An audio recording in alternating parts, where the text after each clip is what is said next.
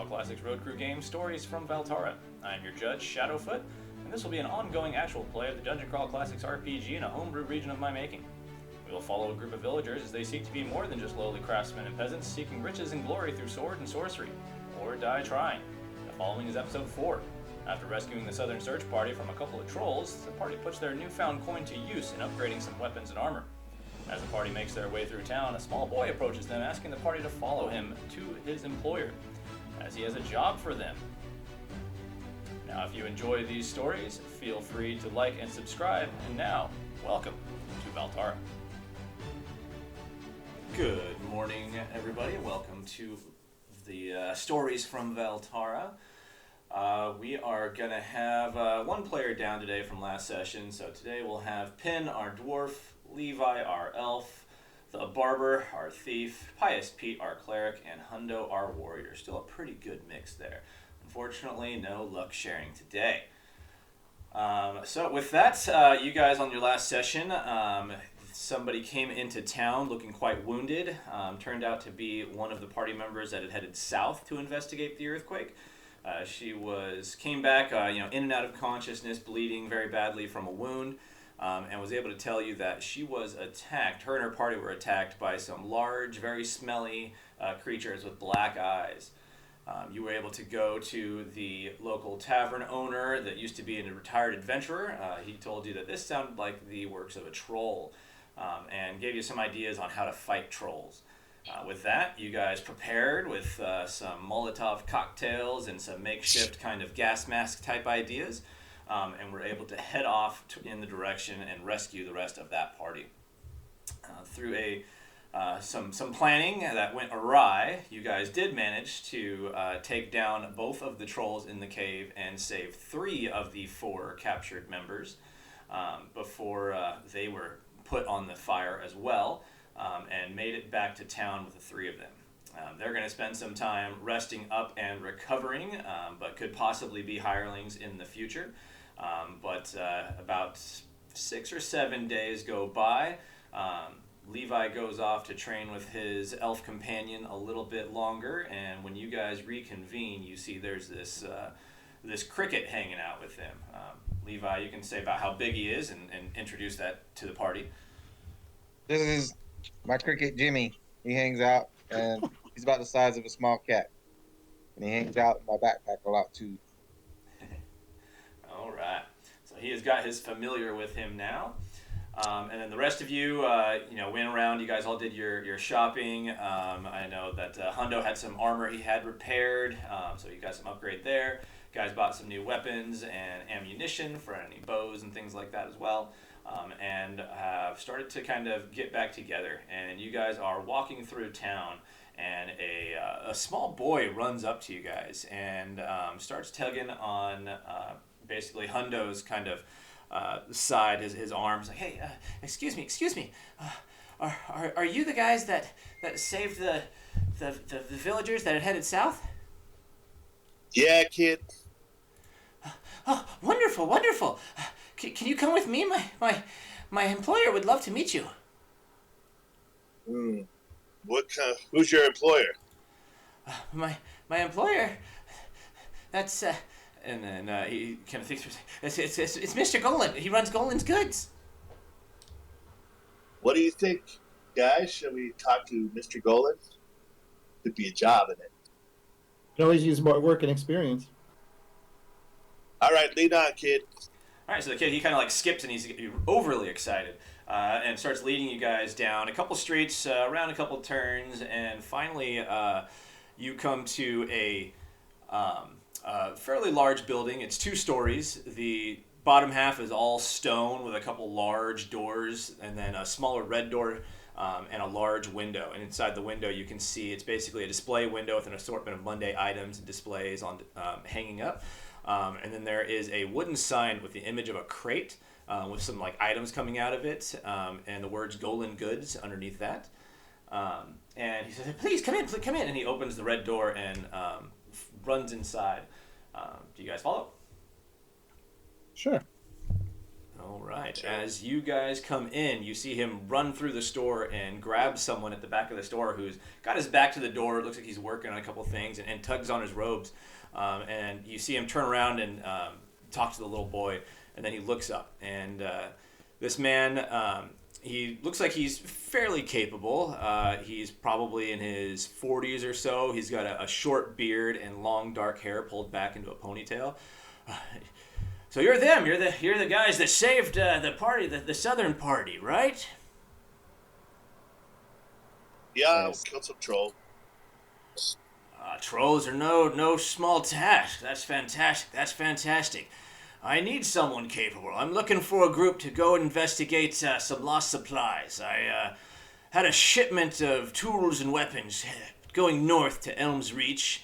I got word a couple days ago that they never made it there, and I'm looking for someone to follow the path and see if they can find out what happened to them and hopefully recover them and deliver them to Elm's Reach. That's right. Now, we took that northern road before, right? Yes, you did. Was that is Elms Reach further or closer than the fishing village? Elm's Reach was a quite a bit further, probably at least double the distance. At least. We haven't been there yet, right? Have not been there. Further than the timbering, the forest town. That is the forest town. Elm's Reach is the the timber town. Yeah. Gotcha. Okay. Oh yeah, that's the one I've got a niece in. So yeah. All right. Yeah. He's been looking for an excuse to visit. All right. Yeah, he tells you. Yeah, the supplies they're for use for the timber company and the town militia up there to help protect. There's strange things that come out of the forest up there. But they belong to Count Timberfell. He's the one that paid for all the supplies and he had me ship them up there. But he doesn't know yet. I'd rather keep this on the hush-hush. If we can find it and get the supplies there without his knowledge that they went missing, it'd be appreciated. I wonder if it's the same bandits as before. Yeah, I've heard of bandits on the road. I had a couple militiamen that were escorting them, so hopefully they're okay. So I've got basically I got a sack of gems for you guys if you can complete this task for me. And he opens up the bag and there's 10 gems in there, each of them worth probably 100 gold or so. And he says, and I got I got a cart and a horse in case the cart and horse were destroyed or messed up in some way to help carry the supplies, and two torchbearers that'll join you as well. Oh, Sounds perfect. My employees will help load the carts. They know the route and they know the warehouse in Elm's Reach to deliver to. Excellent. So we got a deal? I'm in. All right. At that point, he gives you one of the gems each. So you each have a gem worth 100 gold pieces. And you get the other gem when you guys get back. Nice. We go shopping again. We could. All right. So with that, you guys want to just head off? We probably should pick up make sure we have enough rations and stuff like that, right? Because this is going to be further than we traveled before. How many days are we expecting this will take? You would expect the trip up to Elm's Reach to take at minimum probably 2 weeks. At minimum. Wow. Yeah, we're definitely gonna need some supplies. Yeah. We'll be able to supplement that with hunting and stuff, but still, we should have a base amount. all right. Okay, so buy some supplies. All right. I'm at 8 right now. You have 8? Yeah. I have 5. I'll bump that up to 14. 2 weeks there and then 2 weeks back? Roughly, yep. But Elm's Reach is another fairly large. It's not as big as Ravenswood, but it is a fairly large town, so you'd be able to get more supplies once you get up there. Okay. So rations are 5 copper.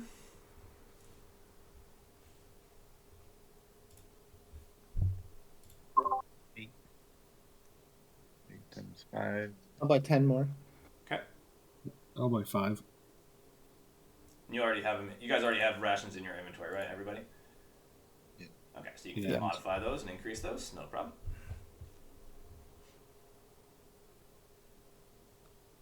I'll buy 8 more. All right, and with the cart, it's probably large enough for with the 2 employees riding in on it and in it. 3 more of you could ride like in the cart if you wanted to. So you guys can take turns doing that. So that'll also like help increase how fast you guys are getting up there too, as you'll guys be able to rest and use the horse cart and things like that. So that cuts down on the time a little bit, but it'll still take you 2 weeks. On foot, it would take you longer. All right. Yeah, as he's resting on the cart, Hunter's going to concentrate on his strange purple stone. Okay. See if he can figure out what it's good for. All right. Go ahead and roll me an intelligence check. It's not his strong suit. Nope. You're like, well, this is really just a rock, isn't it? It's purple. So you sit there and focus on it and just cannot seem to connect with this thing at the moment. All right, so you guys head north out of town. You know the route fairly well, so you guys begin heading up. First couple days leading out of town, fairly uneventful. I'm going to go ahead and check and see kind of what the weather is like for you guys.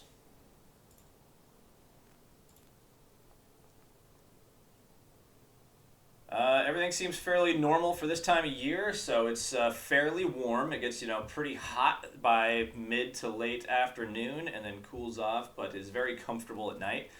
We still are in the midst of summer.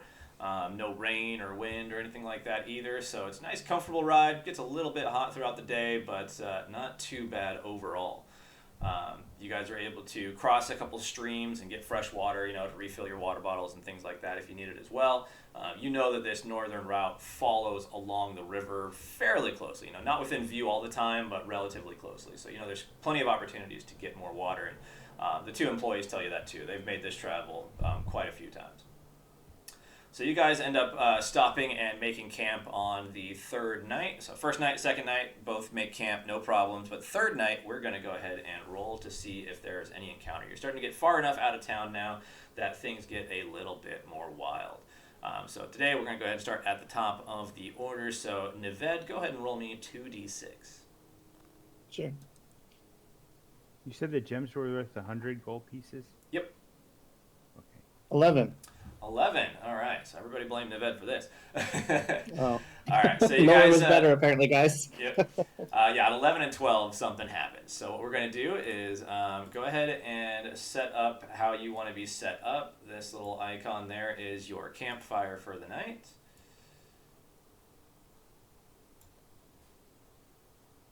And we will transition to night. I'll sleep in the wagon.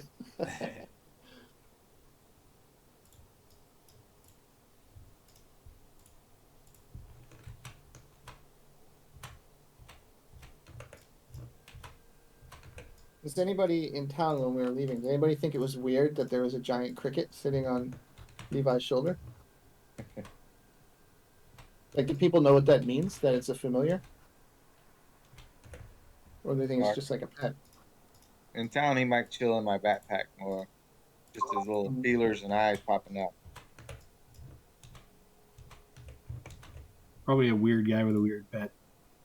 Yeah. I mean, he's an elf, so who knows what elves get up to. That'd be quite disconcerting, though. A giant cricket just poking around. Levi. Everybody assumed it was a baby Frank. Anybody ever heard of Arduin Grimoire? Yep. Like a giant cricket race, coffee race.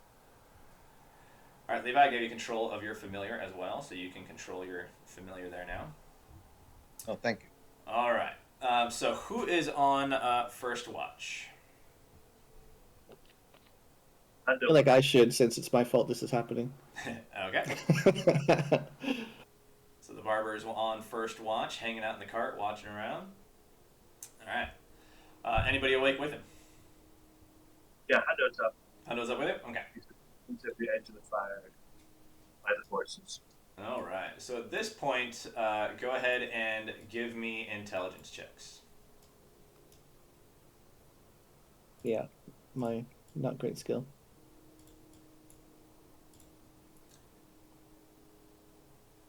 A 9 and a 12.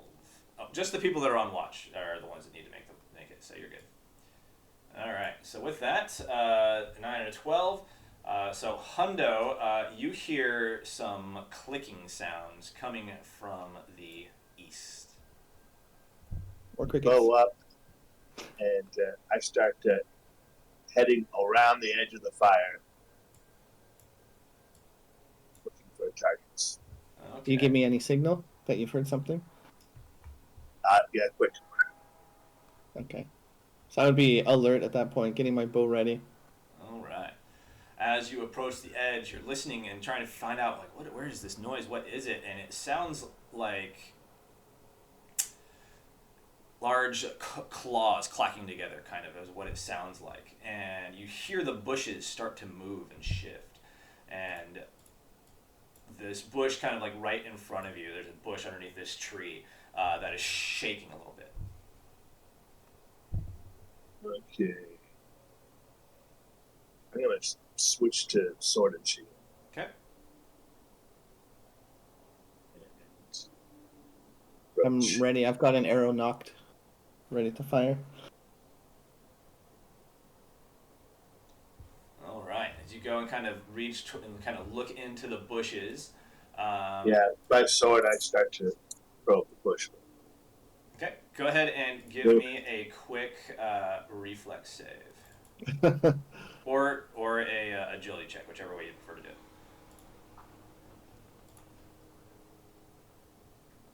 Trying to beat a Nice. 17. Oh, no, not nice. Oh, that was Hundo. Was it? Did that work? Oh yeah, you react quick. So as Nice. you start prodding the bush, you suddenly see these large mandibles of this massive beetle start coming out of the bush and strike at you. But you're quickly able to block it. So with a 21, you can get one attack before we go into initiative. Okay, Nice. take that.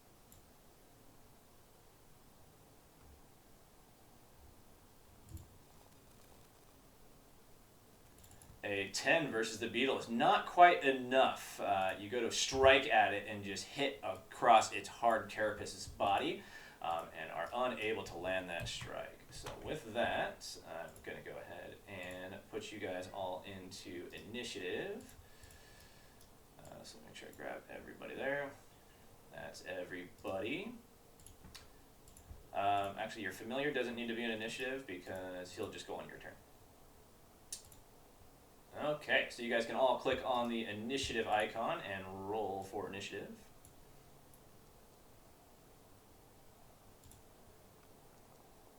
Ooh, Beatles rolled well again.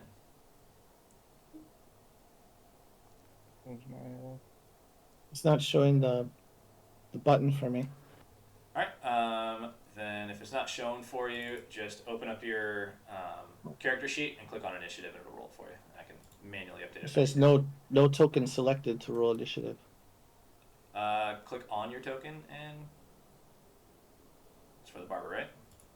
It's weird. Yeah, I've clicked on it right now. It's still giving me error messages. Go ahead and just roll a d20 and we'll add 2 to it.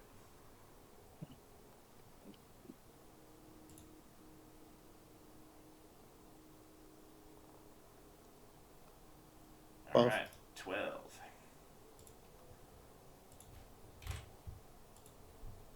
Okay, so with that, it'll be Pete, the Beatles, Hundo, Levi, Barber, one of our torchbearers, Pin, and our last torchbearer.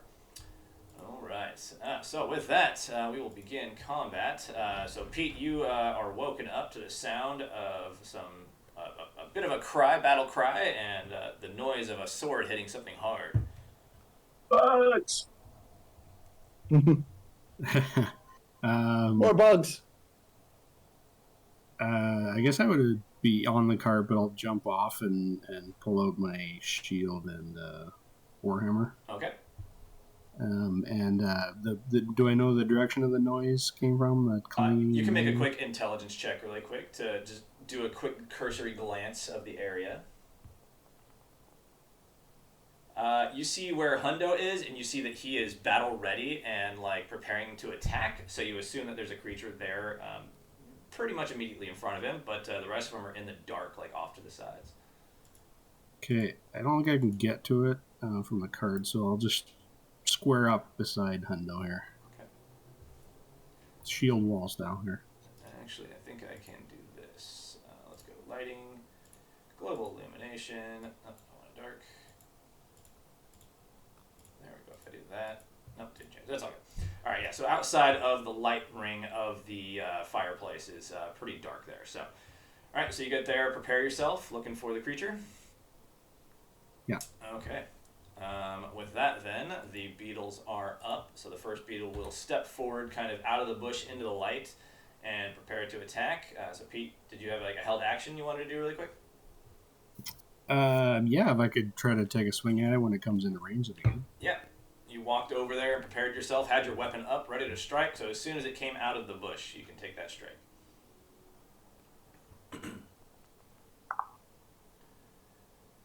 A 13 shatters off of its armor as well. This one seems to have a pretty hard body. This large beetle, so it's hard to get through its armor hide. Let's see, that was right? Yep. Okay. So it bangs right off of its body, and you two see that, well, that's probably why Hundo didn't immediately down this thing. And it will take a strike at Hundo.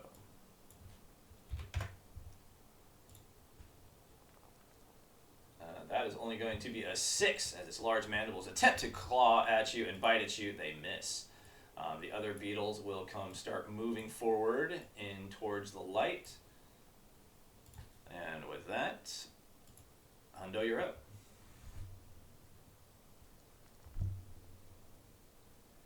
A 20 definitely hits, so you strike at the creature, slashing, finally cutting off like one of its forearms. And doing 5 points of damage to that beetle.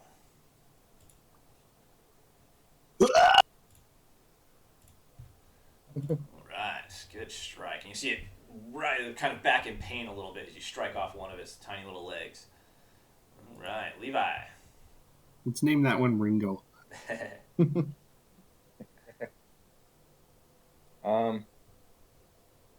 guess I'll move over here and strike this one. Okay. Down for me. And let's heal a sword.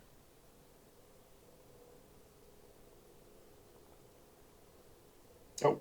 A 5. Again, you go into strike trying to be a little bit more finesse and trying to get in between its little parts, but it rises up with its mandibles and knocks away your sword as you go to strike.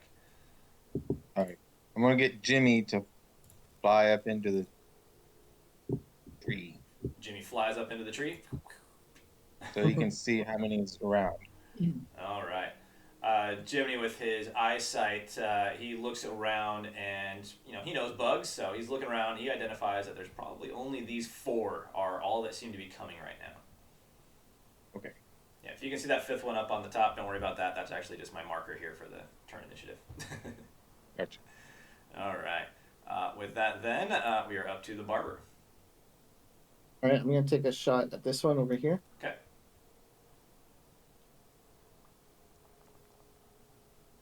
Ooh, nice. Oh, yeah. Critical Crit, hit. baby. All right. That was the bottom one, right? Yep. Okay, yep. So that one, you pull out your longbow, take a shot. It opens up its mandibles to go bite at Levi, and the arrow finds right down the gullet there. It does 2 points of damage. And go ahead and strike, hits a vital organ, and you're going to do 3d4 additional damage with that strike. Nice. That arrow goes straight Time to murder some through it, beetles. doing another 8 8 more. points of damage, and you kill that one outright. That One shot, goes one kill. straight through and takes it down. You see that beetle kind of jitter a couple times and then fall over and stop moving, and it is dead. The training paid off. All right. With that, Karstad is going to basically just watch the horse and try to keep the horse calm. He knows that sometimes when creatures come out of the woods, horses can freak out. So he is just going to go ahead and do a quick, we'll say he's going to roll a d20. He's good with these horses, so he's going to have a +3 on this. Oh, yeah, he's doing very good at calming the horses here. All right, Pin, you're up. Yeah, so can I make it to this guy right here? Yeah, absolutely. Yeah. So I'm gonna go to him and I will take a swing with my hand axe. I got a question though. My damage on my short sword says 1d3 + 1, but short swords in the book are 1d6.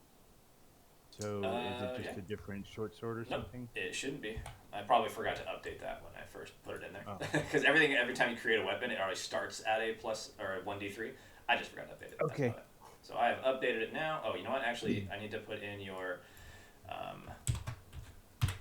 D die. So before you roll that, that is a +1, so it should have the +1. To hit is at AB +1, and it's 1d6 +1 plus. Oops.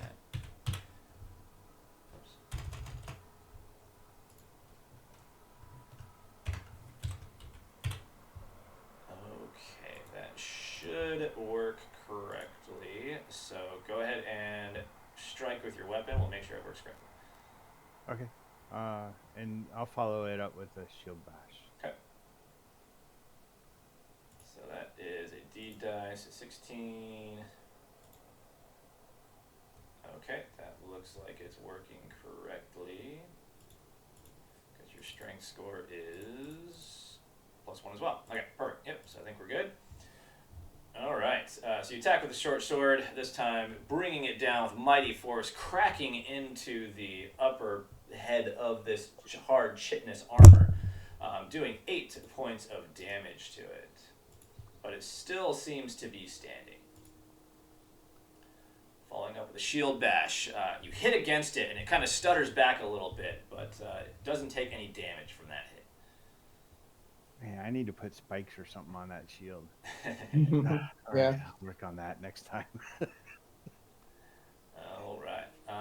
Yeah, because even with your D die of 1, yeah, still misses. These guys have a fairly high AC.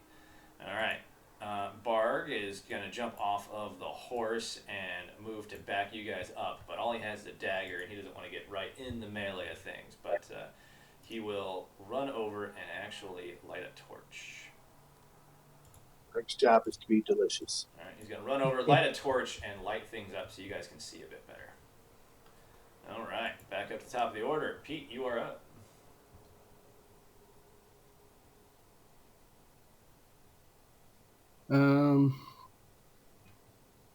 Okay. I think I'm gonna take a swing at that. The one's injured, right? Hondo hit it, the topish one. Yes. Okay. I'm gonna try to crush it with my warhammer. No. All right, you smack at it, and it dodges out of the way. It kind of stumbles on where that other leg should be, and that slight stumble causes you to miss as you swing at it. All right, the beetle then going to take another strike at Hundo there. These guys are not rolling very well there. That is only a... Okay, stop. A 9. The dice, it looks like it was like stuck, so it was rolling there, and I was like, come on, give me my roll. All right, it goes to bite at you, but Hundo blocks it with his shield. The second one steps up towards Pete and takes a bite at Pete. This one only rolls a 6 as well. Dang, okay, well, you guys might be in for an easy day today. I keep rolling very, very low on my attacks. Next one is going to step up, and actually it's going to bite out Pin there. And since that's the guy directly 6 in front, points is a lot of damage to a level 1 character, though. yeah, it is. 11, I believe 11 misses you, right, Pin? Yep. It misses. All right. Again, you bring up your shield and block away its attack. They aren't very fast in their attacks. They're able to easily block away these. All right, Hundo.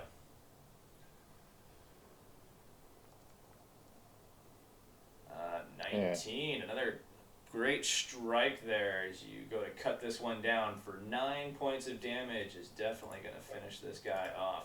This time, your sword coming through and slicing off the head of this creature, and it collapses to the ground dead. Nice. All right. I immediately start to blink. All right. And with that, we are up to Levi. All right, I'm going to attack this one again.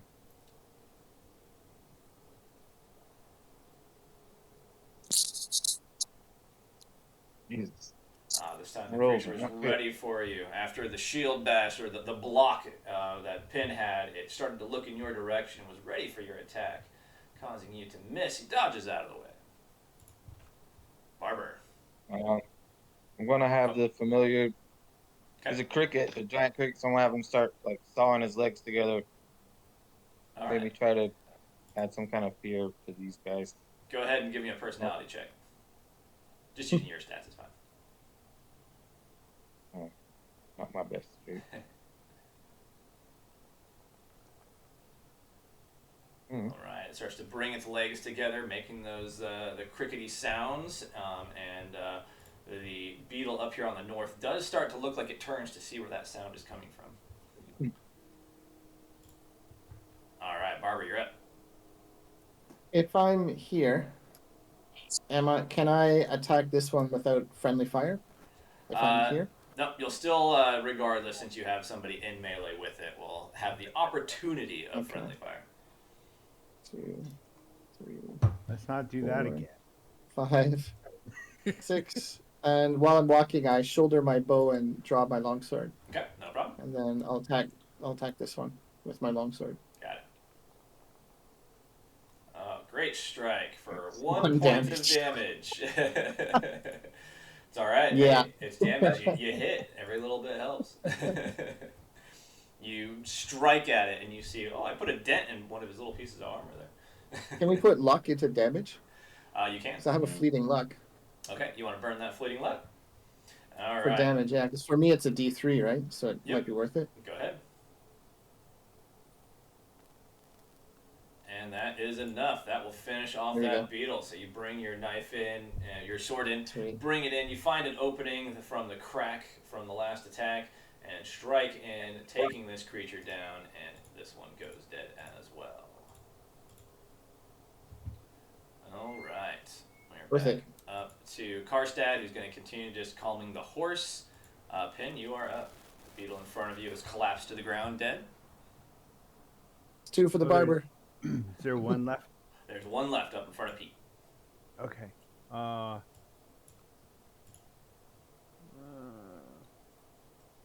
Yeah, I'll walk over there and swing at him.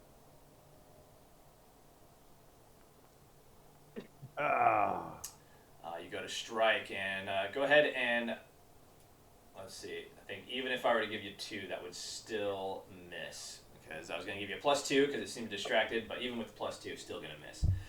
So you go to strike it. It seemed a little bit distracted by the cricket, but it heard you coming up and was able to turn around just in time to raise its large mandible and block away your attack. All right, Barg moves around just to try to position the light a little bit better so you guys can see easily. And Pete, you're up. All right. I haven't hit anything so far, but there maybe eventually I will. Let's see. No.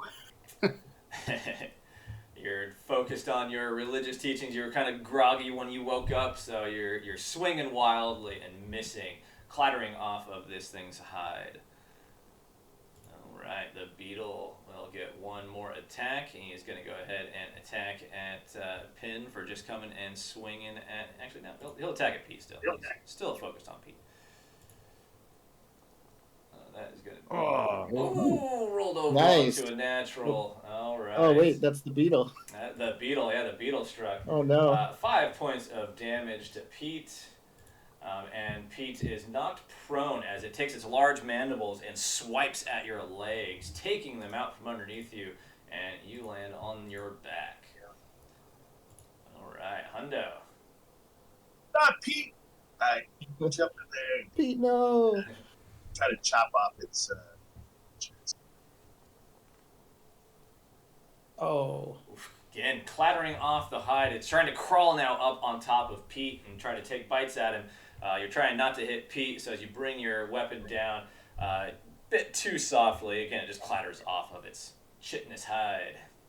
I'm still trying to get in between those two. Levi. Okay. I'm going to continue missing this thing. No, That is really Get high. Jimmy to attack. just Jimmy all can over. finish it off. A 14 at a 2 will just barely miss as you go to strike at it. You too, trying not to hit Pete, you strike at it and your sword glances off of its armor. Barber. I will come in here and try to attack this one with Okay. my longsword. Backstab. Oh yeah. If you want, yeah. You come with your longsword, trying to, again, it's just getting too crowded at this point, and you two trying to go in between your allies and not hit Pete. Your sword just tinged off of its hide armor on its back. So when it's flanked like that, I can qualify for the backstab. Yeah, I could say you could have an advantage to kind of sneak Cool. around. It's also completely distracted by climbing on top of Pete. So yeah, that's fine. Awesome. Next time I'll do that. All right, back up to Pin. Alright, let's try this again. I'll follow this one up with a shield bash again. Ah, come on. Oh wow. Come on. Yeah, your short sword. This is why we need encounters, so we get all these rolls out of the way. Right. Right. Yeah. No. And your shield bash. You go to hit. Give me a quick strength check. Is this shield working? Is this thing on?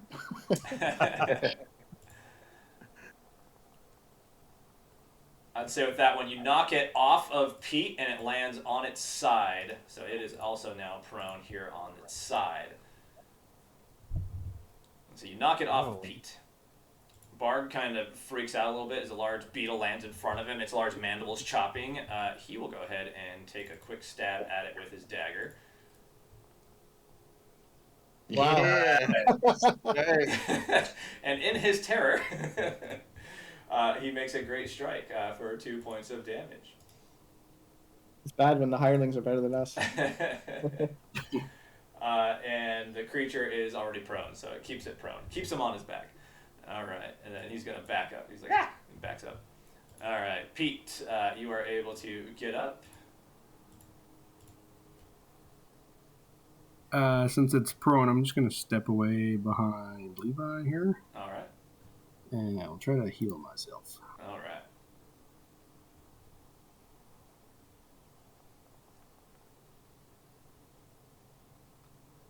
All right, so that is a hit die of healing for you, so go ahead and roll a d8.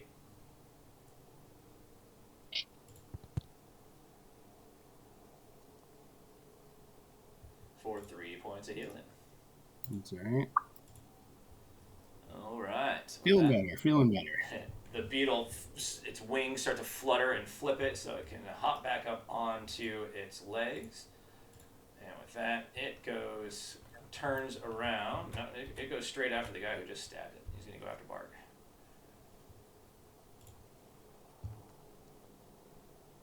Oof, natural 1. It trips and has to make a reflex save.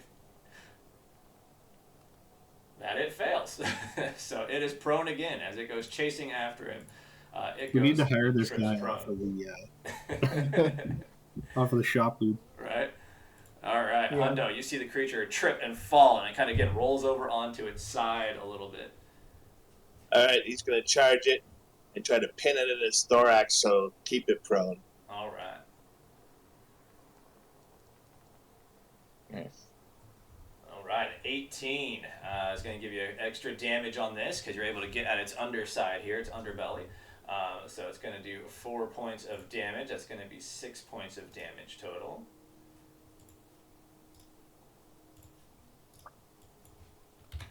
And it is, with the deed die, didn't quite pin it, but you did get at its underbelly and it did a good amount of damage. So it's looking pretty hurt at this point. All right, Levi. All right. Go up here to assist with this.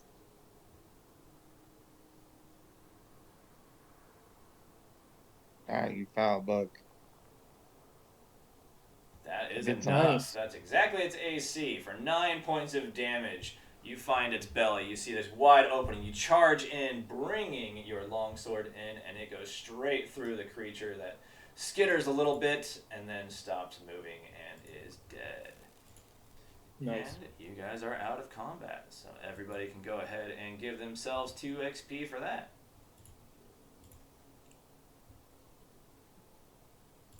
Awesome. All right. I think the blood might be a little bit much. I'm going to have to turn that down. So when you get to 50% or Was it lower, what? yeah, when you get to 50% HP or less, it starts to, your creature bleeds there. So, whoop, there you go. It's all gone. All right. These 4 large beetles have been defeated.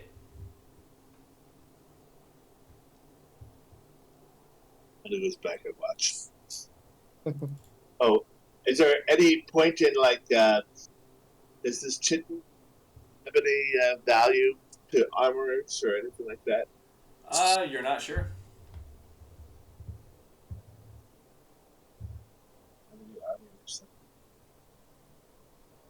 I also forgot to do anything with my troll flesh for this. All right. All right. Beetle parts and sell them. Yeah, at least see if something's worth it.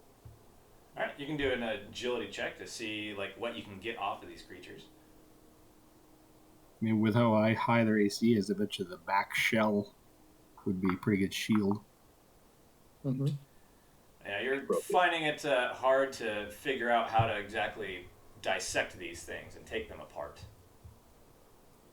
It's gooey. All right. So with that, you guys are able to get back to your rest here. You still got enough of the night to finish it up. And he'll put his torch out, so he just have the campfire again. And you guys go through the rest of your night. So anybody who took damage or anything like that can get 1 HP back from resting here out in the wild. Nice. And Barbara, I don't think you used any luck other than your fleeting, so you don't have to worry about getting luck back, so you're good there. Yep.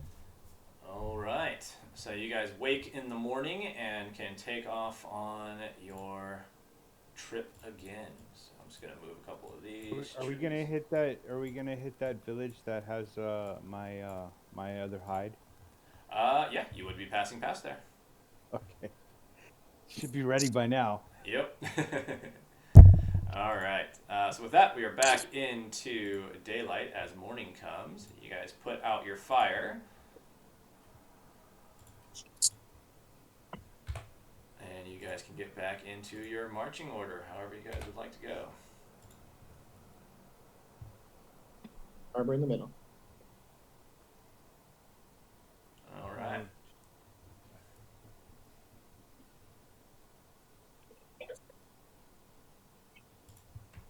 All right, so with that, you guys head up. You guys do end up coming to that little fishing town, kind of just commune almost, and are able to get your hide that had been prepared there. And you guys are able to spend the night there on your next night of rest. So at this point, you guys have gone about 4 days to get up to this point. And you guys know that where those bandits were another like half a day north of this spot. So Yeah, guys, and did they have any trouble with the bandits after we went south? That's a good question. you ask them? No, Yeah. the bandits haven't been back since you returned, or since you came by. It's good. Scared them off. I kind of have a plan for these bandits. Let's how about most of the party go right on those bluffs. You know, take the high road. You know, that was a little slower. Yep. And then me and one of the torchbearers will take the cart slowly after them and see if we can't bait these thieves. Okay. Yeah, I'll go up top and get into a sniper position.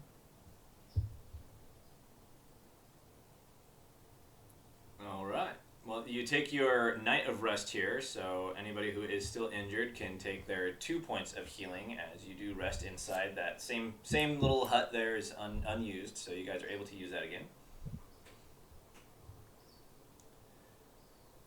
All right, and you guys wake up in the morning and are ready to set off. So you guys know the path from this point. It looks like it's the same path that you guys used. Barg and Karstad, the two hirelings, lead you guys along the way. You get to the point where you remember being able to find a way to get up on top of the bluff. So who all is splitting off? You can just set yourselves I'm off going to up. the side. The guy who did some damage with the dagger, he'll come with me. That was Barg. Okay. And the two of us will take the low road. You want to take both hirelings with you? Well, we're trying to attract them. I mean, maybe 3 would be just as attractive as 2. I don't know. But does the other guy have any melee missile weapons? Neither of them have any missile weapons. They both have a dagger and leather armor. All right. Well, I might as well bring them with me because I'm not going to do much good up on the bluff. Okay. All right, so Pete, Levi, and Pin, you guys are all heading up on the bluff with Barber. I don't really have anything Who's ranged. staying down here?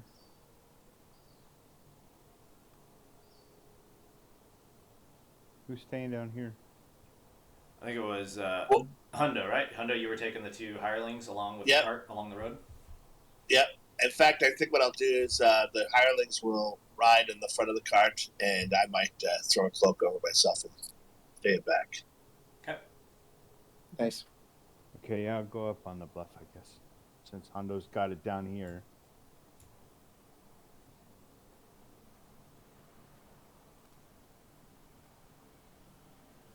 All right. What do Levi and Pin want to do?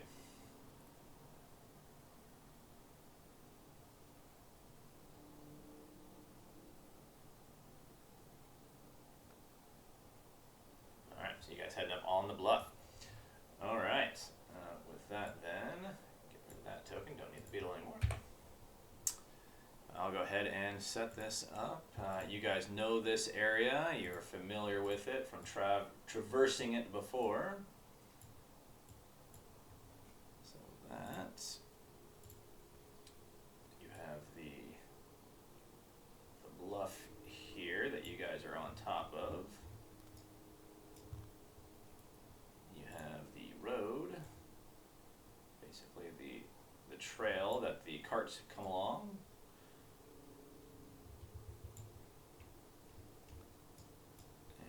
Change the color of this one just to this one. Here we go.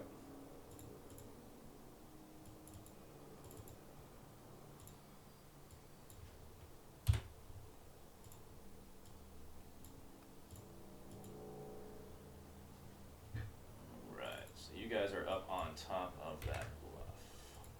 There, a little bit thicker. Alright, trees down along this way here.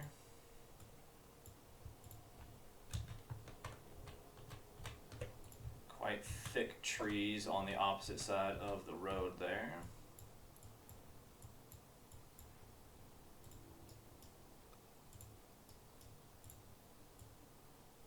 Alright, Pete, you're up on the bluff as well.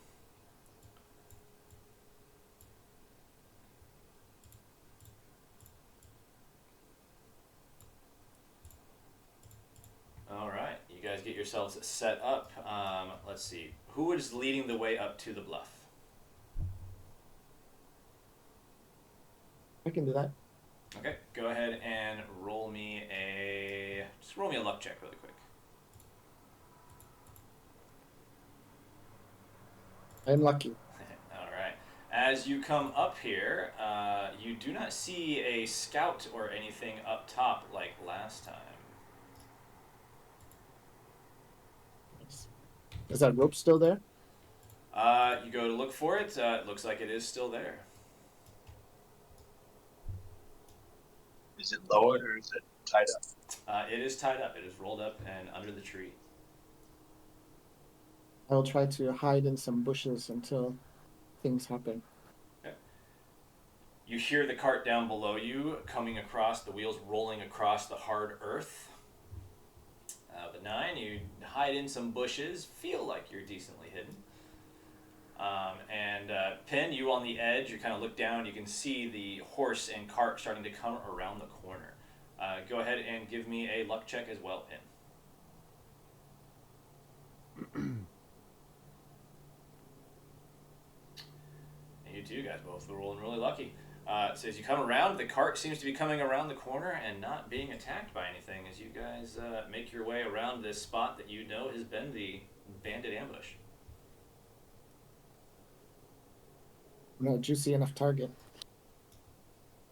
We should have the hirelings just counting all of our gems, just holding a big handful of gems. Levi, go ahead and give me an intelligence check.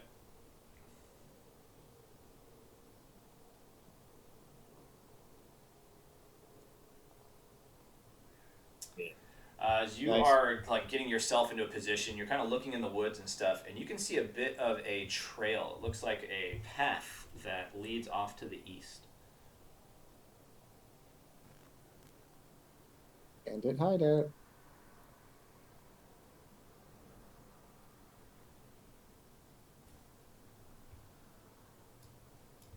That's to the east, huh? Yep. Yep. Do they tell me about this?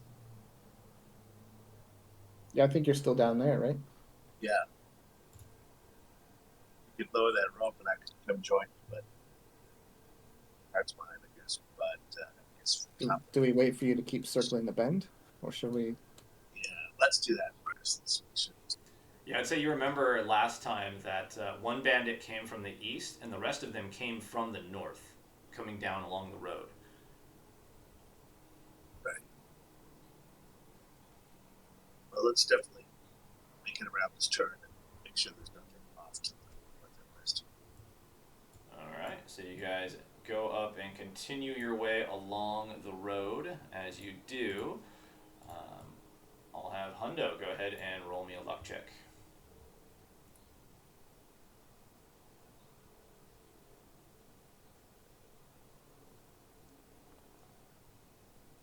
Yeah, you guys make it around the bend, and you can see clear road out ahead of you. You guys keep an eye on the trees to your west, but you don't see any movement or anything. All seems quiet.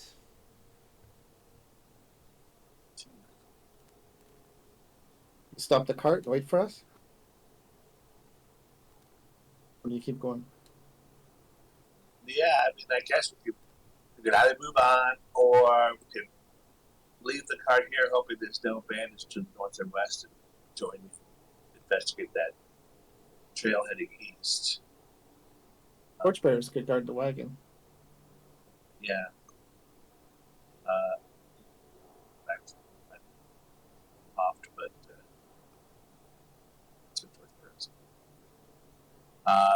if they'll lower that rope, I'll climb up and we can investigate this path to the east, see if we can catch these bandits. Sure.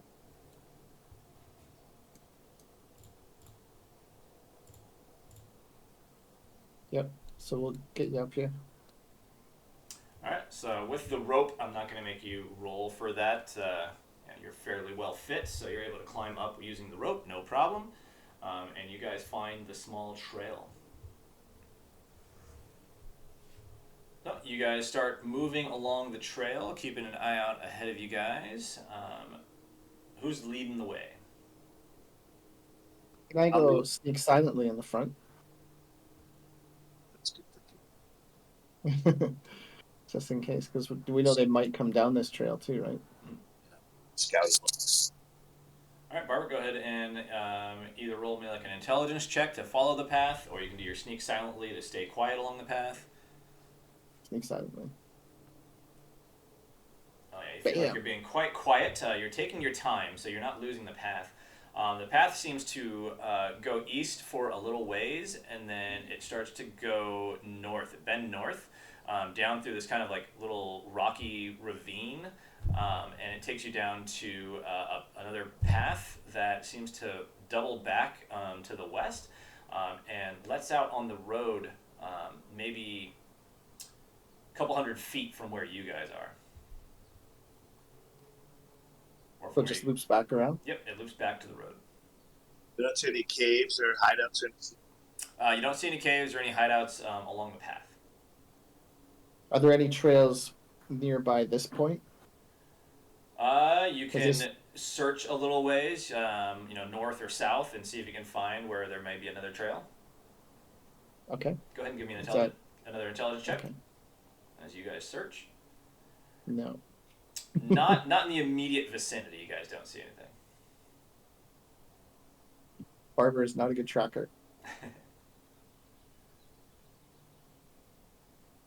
we have any ex-hunters or Levi, you're an elf. You're good at nature stuff. Do you see any trails? Again, nothing in the immediate area. You think maybe it's a little bit further north before you find where their trail, their camp might be. So now the trail proceeds going north, but we don't really have a bluff to try to surprise them. Yep. We're looking for their home base trail right now, where they're coming from. What if the cart with me hidden in it went proceeded on the trail, and the rest of the party tried to stay quietly to the west in the woods, searching for trails or searching for ambushes? Yeah, I think that's a good call. If we just move slowly through this part, try to catch their connecting trail. All right. So you guys begin. I mean, we are out here for bandits, right? That is our mission. Well, we're out here to find the supplies. We're not necessarily out here to find bandits. Must be bandits. All right, so the cart stays on the road with Hundo hiding in the back, Karstadt and Barg guiding the horse. The rest of you jump into the woods to the west and try to stay hidden as best you can. I'll go ahead and let's see. Levi rolled, Barbara rolled. Levi, who's going to be searching? Everybody can roll me an intelligence check because everyone's kind of keeping an eye out at this point, looking to see where they can find this trail. I spent that fleeting luck. All right. So with that, Pin is the first to notice it. You guys head up the road a ways further. Probably a good, maybe an hour on the road. You guys aren't going very fast. You're going fairly slow as everyone in the west is trying to stay hidden in the trees. So you are going fairly slow. But it takes about an hour, and you guys see an area that it looks like some brush was actually taken down and put on the side of the road deliberately. You go to investigate it and move the bushes. You can see there are large branches that have been cut off nearby, and you can see cart trails leading into the woods to the east. Uh-huh. Hmm? We follow? So wide enough to take a cart, huh? Yep, looks like a cart has been brought through here. It looks like not like frequent carts, but you can see like a couple little grooves where a cart had come through here recently. Maybe a cart And full of it's a supplies. definite breaking off from the northern road. Yep, yeah, the road continues north, and this goes into the woods to the east. Let's I don't follow know if them. there's any strategic value.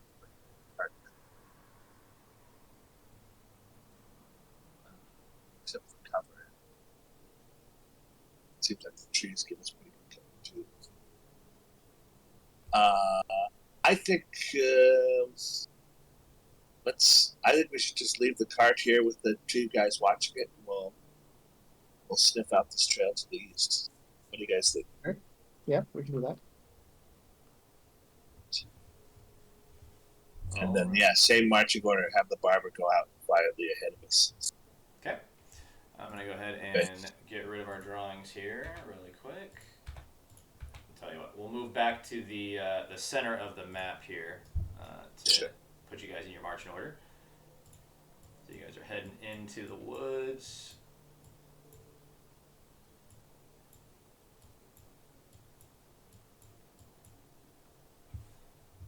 Our horse and our allies will stay behind.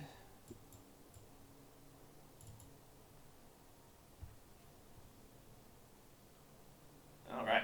So as you guys are moving through the woods, I need our leader to go ahead and roll me an intelligence check for me to track. Oh. Yeah, intelligence check as you're tracking the trail. Okay. I'm not the smartest though. In that case, somebody else should have been leading. With that, roll me a d4. You don't get a separate detect traps dice. Oh, was I looking for traps? You Or was can I following the trail? go ahead. You were doing a to try to follow the trail, but something popped up that you came across. Go ahead and roll me a check traps. I'm sure as you're watching the trail, you're looking for anything you can find. Nope. So as you are moving forward, give me a reflex save. Yeah. It's some big blood spatters. Oh, come on. And Look at those rolls. 7. Every 3 rolls were 7. Jeez. And with that, you go plummeting down a pit as the debris and ground underneath you. You hear a crack and the floor just give way. And you go falling down into the ground. Oof! Hitting the ground hard, taking 10 points of damage. You hear a cry of pain and then silence from down inside the pit. I'm dead. Ooh. Right. Well, this I did not have 10 hit points. Oh boy. We'll see if I don't know if the clerk can try to turn you, but so the pit's where? Bleeding with 1 minute to heal. Basically, right where the barber is. So yeah, you guys are all kind of in a line, kind of following each other a little bit, and barber all of a sudden just goes and disappears in front of you, and you hear a cry, a scream, and then a thud, another cry of pain, and then silence. Throw Pete down. Yeah, that's what we gotta. I've got rope. Oh, okay, good. Let's lower Pete down really quick. Are there like sticks down at the bottom or whatever? No, this seemed like it was just a straight pit. All right. Oh no, yeah. No, well, I'm gonna let there Pete was do a his few. Thing, and I'm gonna. There were a few spikes. It looks like one of the spikes did catch Barber as he hit the ground. So there were some spikes down there. But with the 3 of you, can easily let Pete down slow enough that he doesn't have to worry about the spikes. All right. And then I'm going to kind of take a position ahead of that pit, looking for anybody who's trying to take advantage. All right. So Pete, you are lowered down into the pit. Okay. What am I looking at? Is he impaled in the chest or anything? Do I need to take him? It looks like one of the spikes maybe went through like his leg as he hit the ground, like through his right thigh. And there was not a ton of spikes. There's maybe like 6 spikes down here, so it's not super like tons of them. But he maybe even hit another one that snapped. They're just wooden spikes, so another one snapped as he hit it. But he's laying there unconscious with a stick coming through his leg. Well, I'm gonna take his leg off the spike first, and then pray to Danthar that the barber's gonna live. Oh, thank God. Oh yeah. All right. So with that, you'll get your 1 healing die, and then you are currently chaotic versus Pete, who's lawful. So. You still get 2 hit dice, so the second hit dice will heal the wound in the leg to close it up. All right, so 4 hit points back. I think I get sin for that, but It'd basically be like 1 point of disapproval. Throw down some troll flesh. Here, try this. Kills the trolls. All right, so Barbara, you come back into consciousness. Your leg is like throbbing, but the wound itself has closed up. Thanks, Pete. Thank I'm gonna Dane. have to give you some more. Give you some more gold. Let's get out of this pit, eh? I'll give you. I'll give 10 more gold. Let's get out of the pit first. I hand the rope to him. All right. All right, pull that. Hundo is scouting out ahead, looking for trouble. All right, so Barbara, you struggle a little bit getting out, but not too much Yep. trouble. Just your leg's a little bit sore, but you're able to get back up on top, and Pete follows suit, and you guys are back on the road again, following the path. So I'm at 4 out of 8 now. So we're going to make 4 checks to find the camp. On failures, something happens. On success, you just continue making your way. So that was 1 so far. So who is going to be leading the party then? Looks like Hundo, you were out in front. Yeah. All right, go ahead and roll a intelligence check for me. Ooh, we need some. Yeah, someone smart should be in the front. Oof. Oof. Go ahead and Barbara, you can again roll a detect traps if you'd like. Okay. You're aware there's traps out here now, so 15 is enough. All right. Hundo, go ahead and roll me a d4.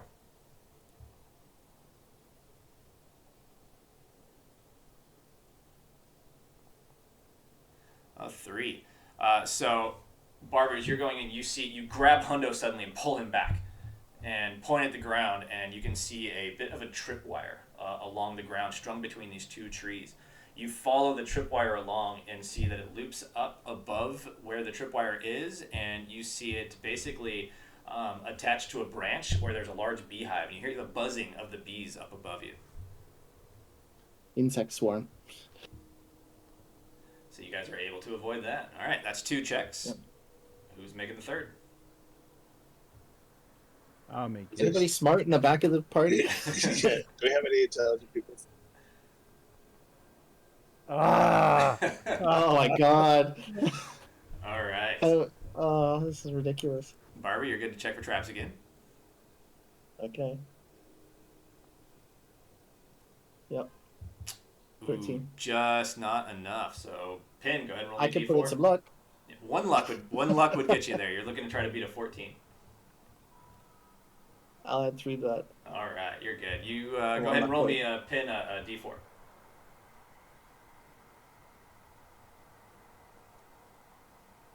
Another one of these tripwires. This time it looks like a ceramic jar hanging above head. Can't tell what's in it from where you are. Acid. All right, our last check. Who's rolling the last one? Who's smart between Pin, Pete, and Levi? Elf's dumb. got to be the smartest of us. Isn't it? I thought so. I rely on faith. You're doing magic. You gotta be smart. No, I've got 8. So Something like that. All right, one more check trap from the barber. wow. You're a dumb party. Goodness, we have a thief in the party. Oh no.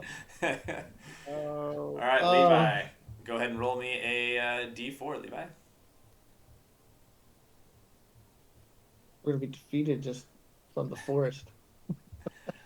All right, who was leading the party there? Was that Levi leading it then? Go ahead, Levi, and give me a reflex save. You got this. Yeah. Nice. You hear the crack of the familiar sound of branches breaking and dodge quickly back out of the way as the ground in front of you collapses down into another pit with some spikes at the bottom, but you were able to dodge out of the way, not taking any damage from the fall. All right. As that happens, you guys continue a little bit further past that. So at this point, you're getting into the mid to late afternoon. I'd say, dusk is going to be in a couple hours. and you can start to see up ahead of you that there's possibly a large clearing with some buildings. Hmm. How did the cart trail ever dodge those pits? They know where the pits were, so they probably just went around those things. We see a clearing with like, did you say a little, like more than one house? Yes, it looks like there's several buildings. You guys are just starting to see it like through the debris of the trees up ahead of you. You're probably still a good maybe a couple 100 feet away. Easy. Should I go scout it out? You can scout it out. Yes. Can the cricket go scout it out, Jimmy? You can probably How send much interaction? Jimmy How much ahead. interaction do you have with Jimmy? You see through Jimmy's eyes. Oh, really? That's fantastic. No, I'm asking. No. You guys don't share through Jimmy's eyes. I think if he rolled really high on his spell check, that's probably something I could do for him. But it's a cricket, Does Levi so do it's that? only so intelligent. Can Levi see through? No, Levi can't. Okay. Yeah, I said if That's- he that'd rolls be high amazing. enough on his spell check, then he gets some additional things. But currently unable to see through. Okay. I'll go take a look then. Okay. So I got 4 hit points. Should I get a top up or just risk it? If you hear me scream and die, then you know that you should come and get me. Here's some troll jerky I've been working on. Okay, thanks. I'm just having flashbacks. Or it might be Old gross. trauma. A Alright. nightmare rush through the dark, chased by trolls. So you can go ahead and All roll right, your so I'll sneak try to- silently. Come on. Let's roll higher than 10, please. No, of course not. Why would we? 10, you're sneaking through. You snap a couple branches and things like that, but you're still far enough away. As you approach, you start to see that it's made up. It looks like it's this thing's made up of several small structures. Getting a look at it, it looks like this may have been like a farm at one point, and then several smaller like makeshift buildings have been built since then. So you see that basically there's one large house to the north and 6 smaller buildings that kind of make a circle out in front of that larger building. And to the back, kind of northwest, there seems to be a barn of some sort. And you do see that there are defenses set up around it. So you see kind of like sandbags and some spikes and stuff like that set up around this. So it's definitely reinforced and at least somewhat defended. And you do see several people wandering around. Okay, do they look like they're patrols or sentries? Or are they just busy with doing their own thing? Go ahead and give me a luck check.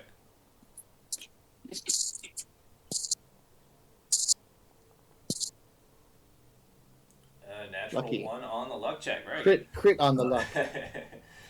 So you do see that there's a couple guards set up on a couple different places. From where you are, you can see the southern entrance, and then on the eastern side, you can see there's guards at both kind of areas there.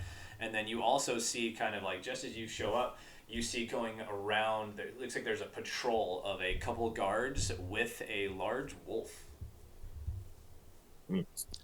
That sounds familiar. Didn't they have a wolf last time or something? Yeah.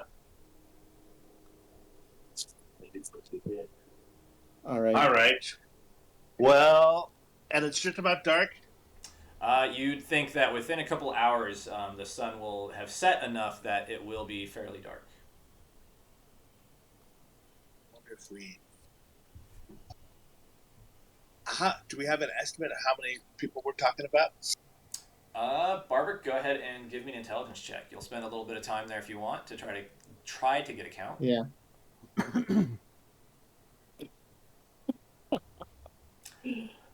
You counting, and then you come back and let them know that there's probably 30 guards here, but you think you may have counted a couple of them more than once. 30. Wow. And do the carts path lead there? Yeah, from where you were, you didn't see a cart trail like the entire time, but in like softer earth, you could see kind of where the wheels had gone through, and it looks like it's heading in that direction from the few spots that you saw. Did we see the cart? Is it there or is it From in where one of you the were, buildings? you didn't see the cart. Okay, it could be in the barn though. That wolf is gonna be a problem. It's gonna be hard to sneak up with that wolf. Yeah, it Try to seems like snipe. Try we to should snipe try the to wolf. yeah, we should try to take out that whole patrol, and Yeah. then I don't know, burn the buildings while they're asleep. Yeah. Definitely nighttime will be better.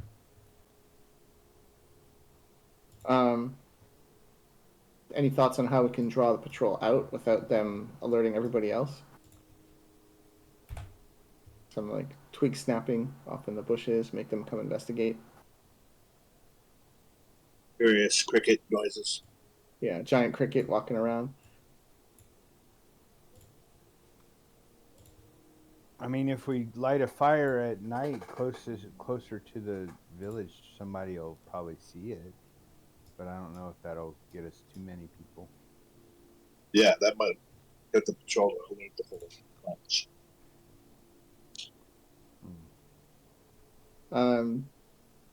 Levi, do you have like cantrip magic or something like that? Any magical distractions? Poltergeisty things? Sam, you're muted. Oops. Not really. I have mending, magic shield. I mean, I got a darkness spell. That's about the only thing that's kind of Right. sneaky. That's kind of interesting. You I mean, dump I them could in use- darkness. What would they do? Would they all come out?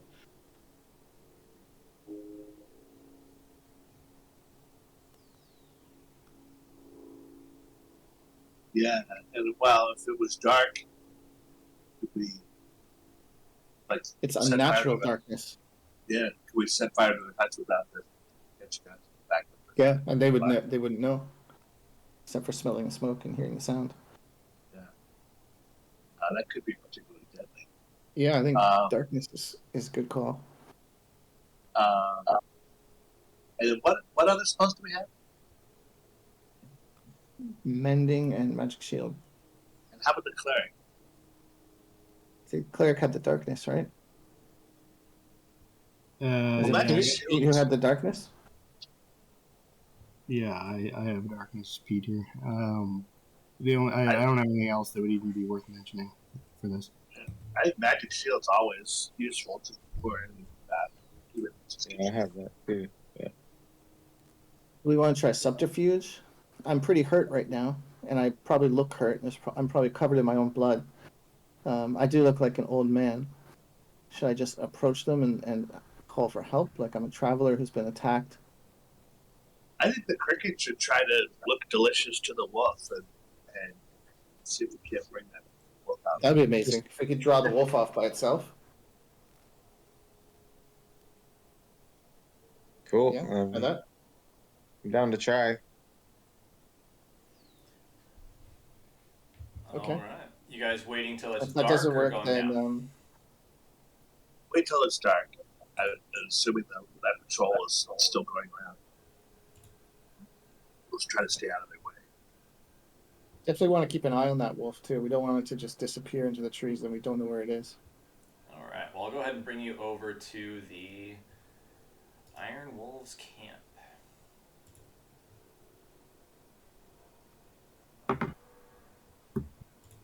So you guys are coming from this southeastern area, so you can see the southern entrance and the eastern entrance. I see a lot of black right now. Yep. If you guys wait till dark, it's pretty dark. So you can, if you zoom out a little ways, you can see there seems to be a campfire in the middle of all the buildings. So I think the only ones with dark vision, Pin's got some dark vision, and Levi's got some dark vision. Yeah, I do. I guess since I'm bringing the cricket up, I'll go up. Maybe take Pin with you, so you're not alone. Sure, yeah.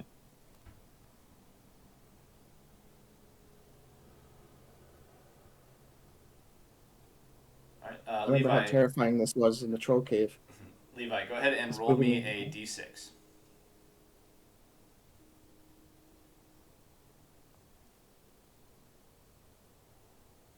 So as you are approaching, before you've like kind of stepped out into the opening, you do see the patrol kind of coming down in your guys' direction. So Okay. from where you are, you just barely see them. So they're kind of, there you go. I think if right there, you'll just see them in your vision to the north. I turned back to everyone else and give them a little psst, psst. I see nothing. Total blackout for me. I whispered to them. There. At They're this coming. point, one of them would have a torch lit. So yeah, you can see. There you go. That's where the patrol is coming from. They have a torch and they are, walking around patrolling the outskirts of the camp. Well, I want to wait till they get a little bit closer before I send in the cricket. Okay. And I'm gonna get my bow ready. Levi, I assume you're back in the trees. Yes. Okay, I'm gonna move you just to this side so you're in the trees. There you go, perfect. All right, so you guys are all hiding in the trees, and the patrol starts making its way down. You want the cricket to try to distract the wolf. Yes. Oh, apparently, my moving 3 tokens at once finally froze on me. That's okay. I'll refresh really quick. I try to stay out of the torchlight as long as possible. All right, where do you want the?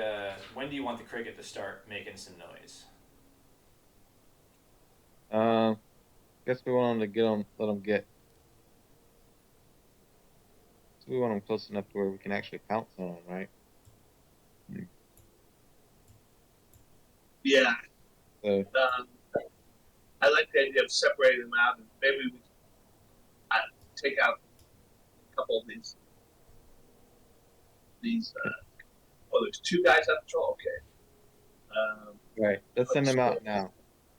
Yeah, and then when the wolf comes back, hopefully. So this black and white guy, is that like a half orc or something? No, they both look It's the human. wolf thing. The one in the front, the black and white one, looks like he's wearing like a wolf pelt, and he actually has basically like a leash that he's holding the wolf by. And then the other one, the other bandit, has the torch out. We're not gonna be able to track the wolf out into the bell. Maybe it'll bring the guy. Yeah. So if the cricket can just kind of look delicious to the wolf off to the right a little bit, then see if can't get the wolf to pull his faster. I can't remove my token. They're all together. Oh yeah.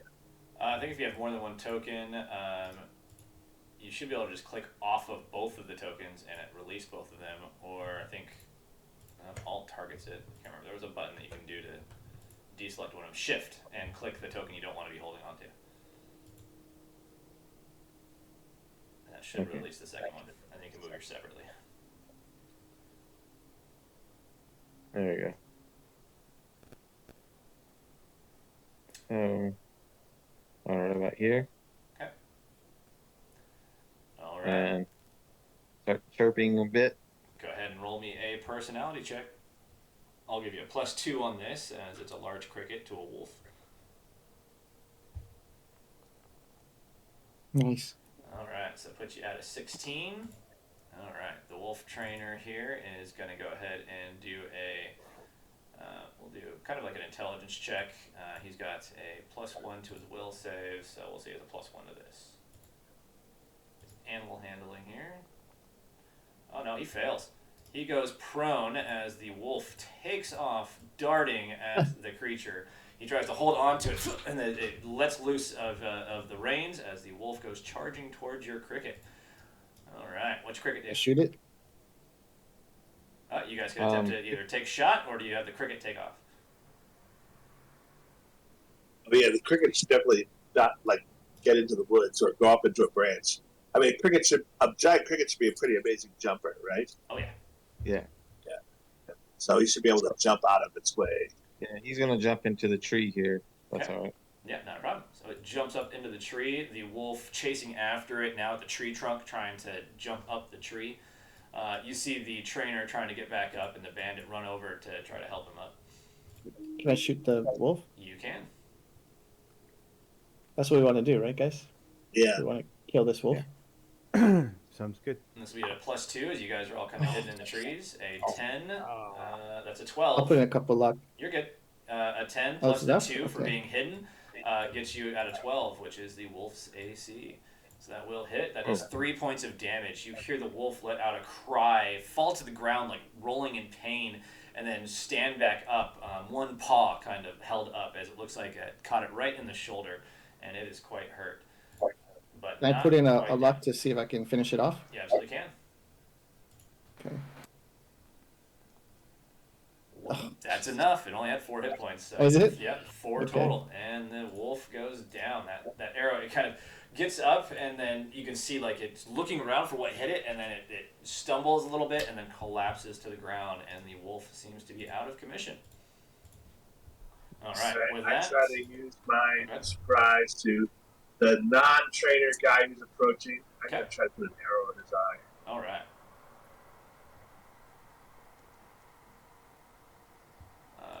12. You'll have a +2 on that as well as a 14. Just gonna miss. That's a lot of damage. You want Yeah. to throw a look at it, maybe? I mean, if Throw I had some luck, luck in. I would get Where's it. that pint? Oh well. Can I throw? It's just gonna miss. Can I throw a point of luck at it? You throw 1 point of luck in there, you will hit. Okay, that's what I'll do then. Worth it. All right. For that much damage. So One luck for 7 damage. You loose that arrow, and as the bandit's like trying to help his buddy up, the arrow goes straight through his head. You know, almost where you wanted to get him, but not quite. But it does drop him. He is going to take the 7 points of damage, and you see him drop to the ground immediately, no longer moving. And then the trainer gets himself back up, and at this point, I think we still have Pin and Pete. Did you guys want to do anything? So I'll wind up my sling and go after the wolf trainer guy. Okay. He's still in the process of getting up, and you're hidden, so you get a +2 as well. And that is not going to be enough. And 11, your sling lets loose, but goes over him as he is still in the process of getting up. What was his? What was it? Was his 13 was his AC, wasn't it? No, the bandit was 15, and this guy looks like he's wearing slightly better armor. Oh, never mind. I'm not burning any luck for that. Oh, great. All right. Did Pete have anything he wanted to do? Yeah, I have 0 range capability. Okay, so staying hidden at the moment. All right. With that, then you're going to go ahead and go into initiative. So you guys are all in the initiative order. You know what? And everybody give yourselves another 2 experience for going through the traps and all that kind of stuff to track to get your way here. Nice. Oh, almost halfway to level 2. Not quite. Almost though.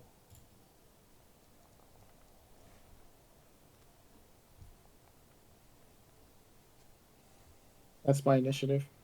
3.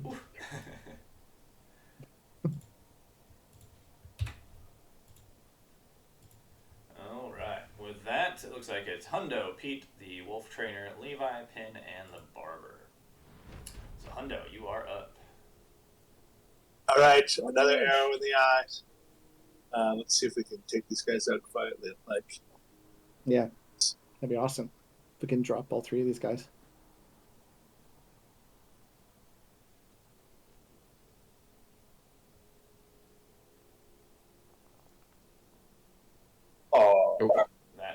goes sailing wild. Actually, who wants to roll me a d20 to see if the torch stays lit that the bandit was carrying? Hundo. Okay. All right. You want to roll above 10.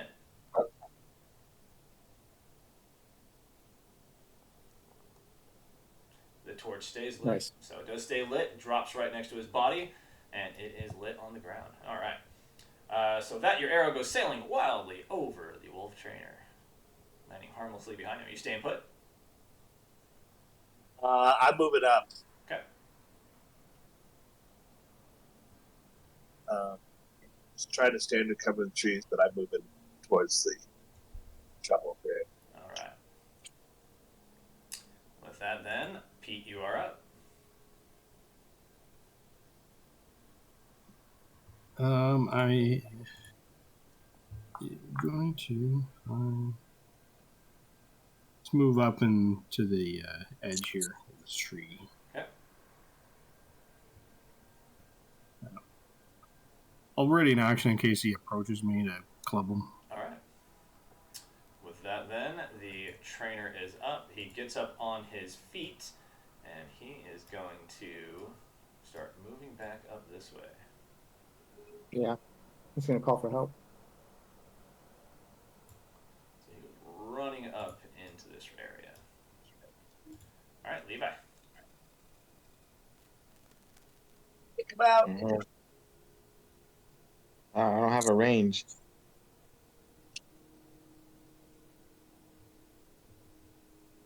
My next purchase.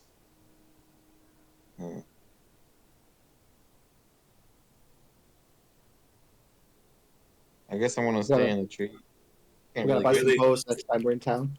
Yeah, we had 100 gold worth of gems, and we left. No buying bows. We really are a dumb party. All What right. should we do? Should we chase, or should we stay Yeah, back? let's. Yes. Well, We got to, yeah. yeah, let's try to take this guy out. He's going to call for Um, help. So if we can drop him before he reaches the other guys. I don't think I can do that. I'll give chase. Double on Levi. Where are we at on initiative? Levi's up. Then you have Levi's turn. Pin and Barber. And then we're Yeah, back to the top. can the barber do a backstab with a bow? I don't know. I'm going to get up to here, and I'm going to take another shot with the arrow on the guy here. Yeah, that's about as far as I can go up to the. I mean, if I come out in the open, you're just gonna. I'm gonna stay in the tree line. Do you want to get into a position just in case they do come? Right, This week, don't drop them. and then I'll bring my familiar. All right. Can you put the cricket here? Yeah. Cool. Because I'm going to go to this spot. That's as far as I can go. Okay. All right. With that, then, Pin, you are up. The elf doesn't have a bow either. Boy, gosh.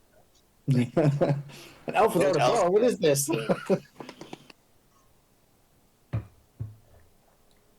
Ugh, he's 55 feet away from me. How about leather armor instead?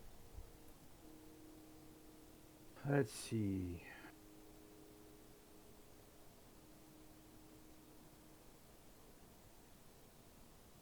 Alright, so I am gonna move up. Still in cover. Is this still in cover? Or Yeah, I no? can say you'd still be in cover then. Alright, and then I'm gonna try and hit him with my sling again. Okay. I don't know.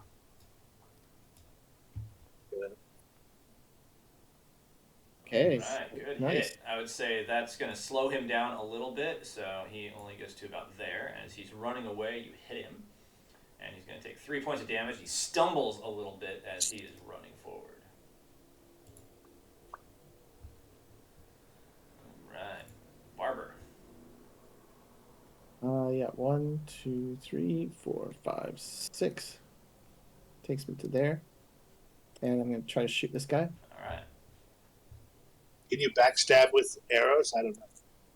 I don't know. No, I don't believe a bow was backstab. I'm willing to put in some luck if that's not enough AC. 15 would just barely miss. Luck it is. Hang on a sec, sorry. I can do it over here. Yeah, bows are technically two-handed weapons, so you roll initiative with a lower die, but that's all. You would have pulled that out afterwards anyways. Good.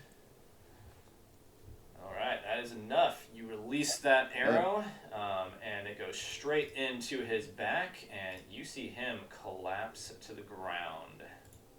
Nice. 2 for the barber. Yeah, and you took out one of your prisoner bloods too. All right, we'll go ahead and end combat, and you guys can each take another point of experience for that. So we see a couple guys up there. Looks like. Yep, and they are going to roll an intelligence check really quick to kind of determine what they're going to do. Can we study them to see if they look alerted or not? It looks like there's enough light here, so they saw him running forward and fall. With a 4 on their intelligence check, they're just going to wander out here. They're like, what was that about? What just happened? Oh, nice. Okay. So they come wandering out. Shots fired. Right. Yeah. I'm I'm ready gonna to shoot again. go for an eye again. Yeah, these guys don't seem like the most intelligent and most ready. They kind of they don't even they have their hands on their swords, but they don't pull them out to ready themselves. So they just kind of have their hands on their swords as they come wandering out to investigate why he tripped and fell. He's like, "Whoa, what are you doing?" Not a lot of scholars thieving in the woods, I guess. Right. He's drunk on patrol. All Can I right. shoot? All right, I'm gonna try to take the further one out with the arrow to the eye.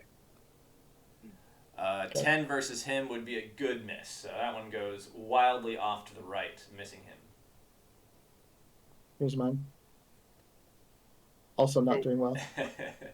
That one wildly off to the left, and it hits We didn't expect them to building just over walk here. out towards us. Right? Like, that was unexpected. Oh. All right. So that's Hundo and Barber. Anybody else gonna try to do something as these guys come wandering out? Yeah. I'll throw a sling at him, or use my sling. Okay. Nice. Nice. Nice. All right. Wow, So you with disarmed one of them too. which one are you going after? The lower one or the higher one? Which one were y'all shooting at? We're shooting one at the close back to one. The door. Yes. Were we? This one? Yeah, I'll go Yeah. for that No. one then. Oh well, I think it was for the higher one is the one that's. Yeah, this one, right? Okay. Yeah. All right. Well, I'll This way. shoot. Yeah, that's fine. Okay, so you hit him, so 3 points of damage. It hits him right in the hand. And you see, he was just pulling his sword out as he realized, something was going on. Hits him in the hand, and he drops his sword. Go ahead and roll me that D20 plus 5. Let's go for 25 feet away.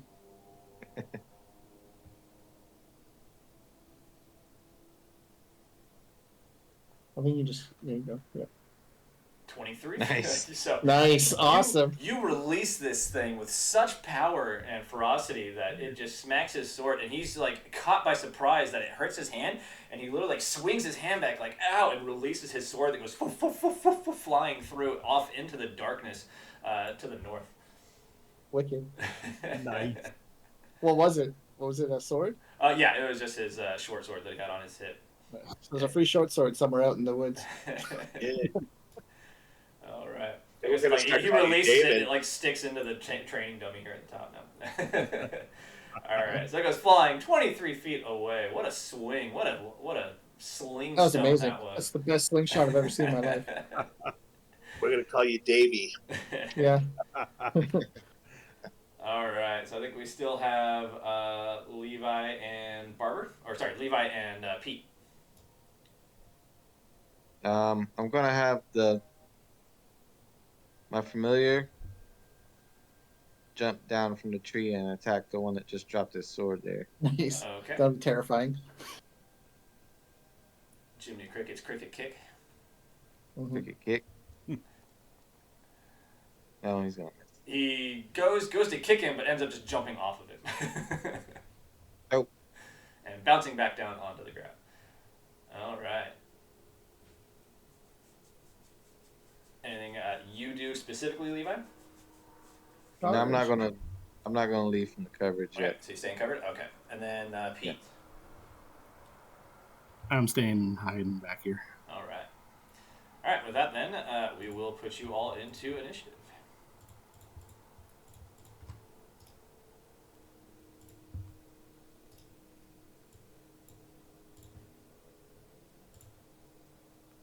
Ooh, my bandits rolled terribly.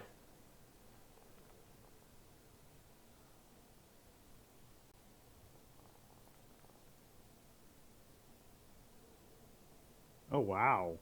You guys Finally got a high initiative. good chance at going well before these guys get a chance to react.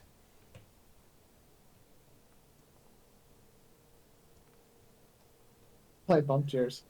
It became a 20. I bumped yours into a 20. Did you see that? If only it worked that way. Right? Yeah. Mine's a 14, but it's not in the thing. All right, got it. There you Okay, so it looks like Pin, Levi, Hundo, Barber, the two bandits, and Pete. So Pin, you are up.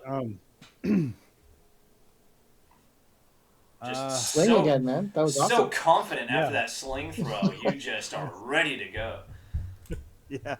Well, I'm just trying to figure out, should I just show myself and distract this guy, or should I, sling at him again? I mean, they know we're here. Yeah, They're, I guess they're so. alerted. All right. So Maybe, Pin although will just step having out. arrows out of the darkness is not the same thing as like He actual will seeing step guys. out, and as he's running up to the guy, he's like, come here, you poor excuse for a bandit," and Oh, nice. go up to Charging. him. And he'll swing with his short sword. All right.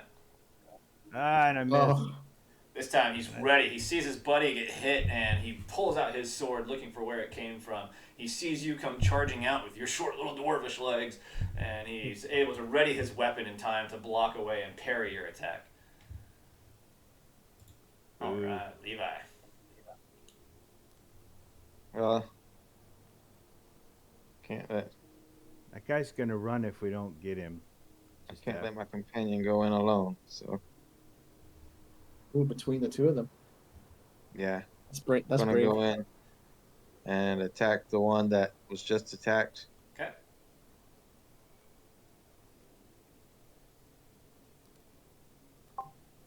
Get my token to work. Here we go. Dope. That is an 11. Is going to miss that bandit as you attempt to bring your longsword down. He parries away Pin's attack, sees you coming, and parries away your attack as well. Oh. Gonna have the cricket attack too. All right, a 17 will hit, attacking the guy up top for 6 points of damage. That Yeah. cricket does a lot of damage. And you see the guy up top, he goes down. He is no longer moving. Score 1 for the cricket. All right, Hundo. All right, he's gonna charge here. Okay.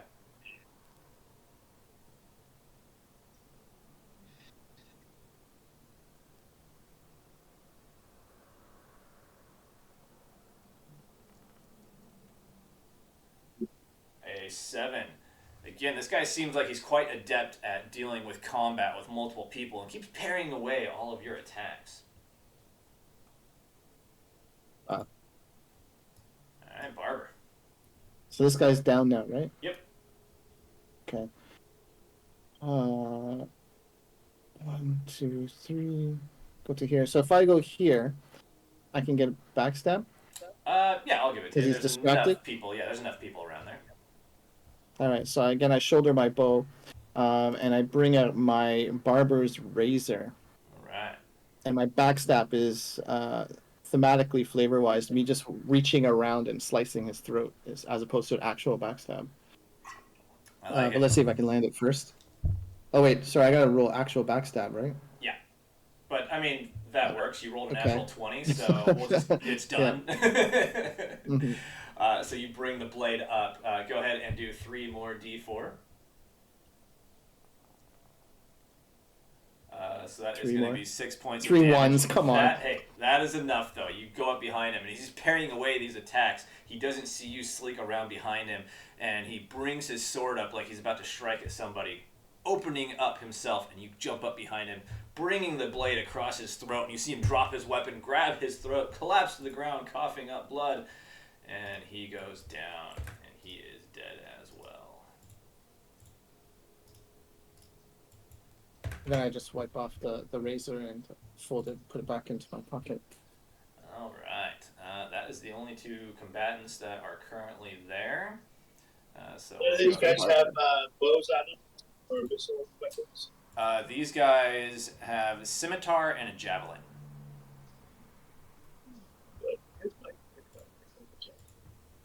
All right, one more XP for everybody. Nice. All I'm right. gonna search the body. Okay, go ahead and give me an intelligence check as you search the body.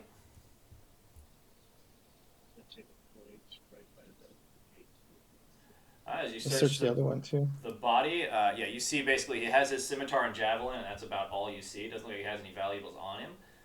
The barber, as you search the other one, you feel something hard, like in the seam of his kind of vest that he's wearing. Nice, I'll check that out.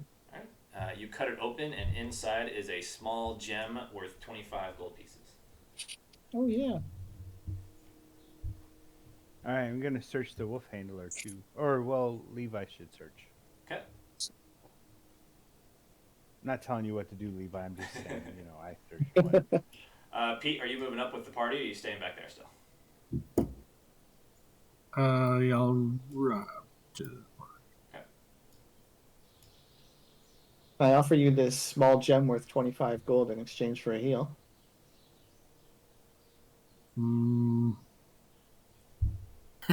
Okay, sure. It's a pretty good deal. It's not bad. It's half of a recovery Disapproval. of a disapproval. Yeah. Yeah.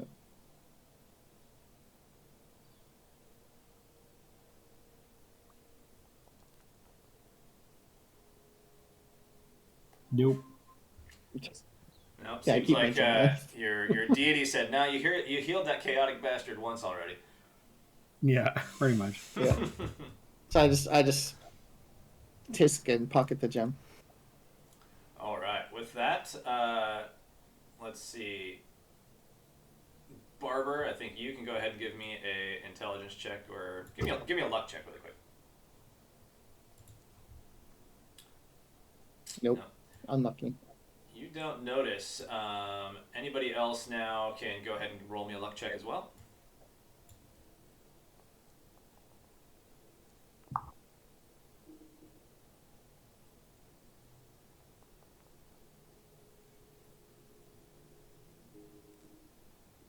Oof, a lot of failures. Wow. All right, we got Pete, Pin, Levi, Barber. So Hundo, go ahead and give me a luck check as well. Oh, all right. So Pin, you are the only one that doesn't recognize it. So as you guys are hanging out there searching that stuff, it seems like someone heard the commotion and started coming over. So with that, a bandit is going to throw a javelin, and it looks like Barber, you're the one up in the open for this. So a javelin comes flying Yay. your way. Oh, thank God that wasn't a natural Missing 20. you. Missing you, sticking into the ground next to you, so you are suddenly alerted to these two bandits coming charging up. This one, seeing the group, knowing that the other one was attacking, comes to leap over the side here. Doesn't see Hundo, because Hundo's hiding here behind the back, and is going to basically come in with his battle axe to attack at Pin. Woof! Oh, there's the natural 20. There it goes. No! He comes jumping boy. over the side, catching you guys a little bit off guard. Pin, since you're the only one that make your luck check, go ahead and give me a reflex save. Oh, brutal strike. So with a 16, I'm going to say you are able to react enough that this isn't going to do max damage. It's going to basically do about half damage. You're able to react enough. So you're going to take the 4 points of damage from the main hit. And then it deals another 3 points of damage. So you're looking pretty hurt. Pin's looking hurt as this guy jumps over the side and attacks Pin with his axe. All right, that you guys are back. It's still pretty generous. It could have been a full crit. Yeah. You guys are back into combat.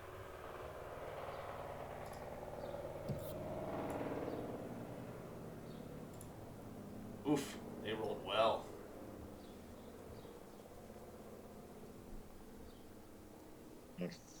Are we rolling initiative again? Yep. Okay.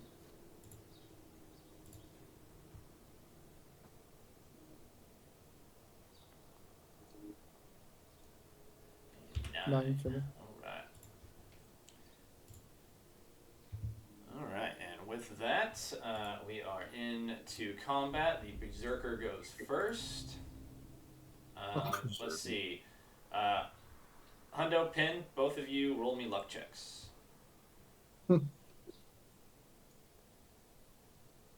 chances are he's going to recognize that Pin. there's another person behind him at this point. I'm dead.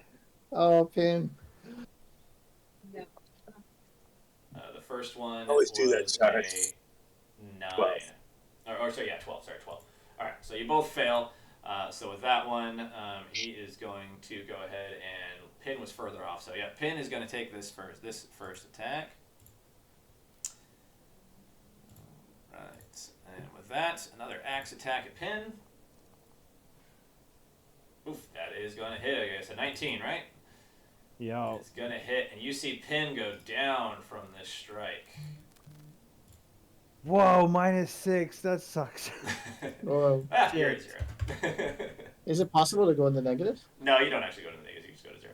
Yeah. All right. So he makes that attack, and then he turns to ready himself as he realizes there's another person behind him. All right, Levi, you're up. I was going to sever his spine with the back attack there.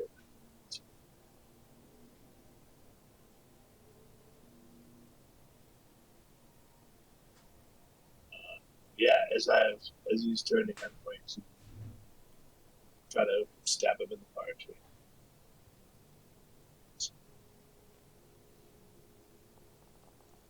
Sorry. Wow. All right, so we got Levi. All right, so Levi attacks the mythical longsword. A 14 does hit, doing 8 points of damage. Nice. So, Wait, was it Levi or was it? I'm sorry. Levi, you were up. Oh, sorry. I thought it was me. No, you're good. You're good. We can use that for your attack when you come up to it. Levi comes around, brings in his sword as the guy is getting ready to attack Hundo, slashing deeply across his back. You see him raise his axe in pain and cry out, and turn to you with anger. This guy looks like he is absolutely berserk. Doing 8 points of damage, he turns to face you. And then we go to Hundo, and Hundo, that's fine. I'll use your first roll there. It was a 21. And you 9 points. slash him as he opens himself up to attack. You bring the axe through his chest, slashing the opposite direction, your longsword, cutting him down, doing 9 more points of damage. And you see this guy, too, collapse to the ground. Nice. All right. The other bandit is up. Seeing his ally slashed down, is going to take off running. And you see him run inside a building. Oh. That's not good. All right, Pete, you're up. All right. Put a little prayer for Pin here. I'm going to say, Danethar, you've saved him before, but he is a good dwarven soul, so don't let me down here. Not like that cleric guy or the barber. Son of a bitch. Oh, Doesn't Luck? like it. It's okay. 2 luck. Yeah, you need to avoid the luck. disapproval, right? And it'll get him at least, I think, because Pin is also, he's neutral, so he'll get 1 hit die from that. All right, so you burn 2 luck in order to get Pin back up. So Pin, go ahead and roll me a d10. Could be back up to max hit points.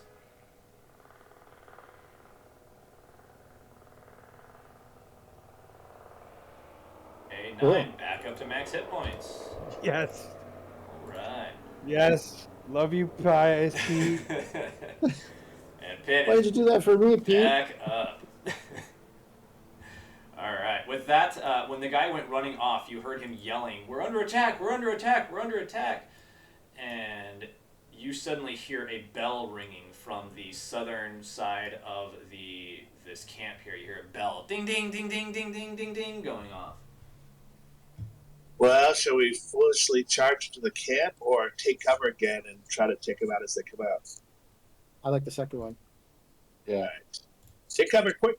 All right, I'll go ahead and end combat so you guys can move, and you guys can all take another point of experience.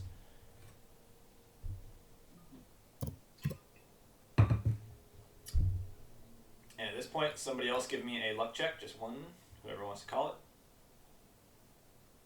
Somebody with high luck. Go for it. Not I me. decimated my luck, so not me. I pretty much have to crit to get luck. Nope. All right, with that, Nat 20. Wasted a nat 20 on that. the torch he had finally goes out. So you guys are plunged back into darkness here on the outskirts of the little camp here.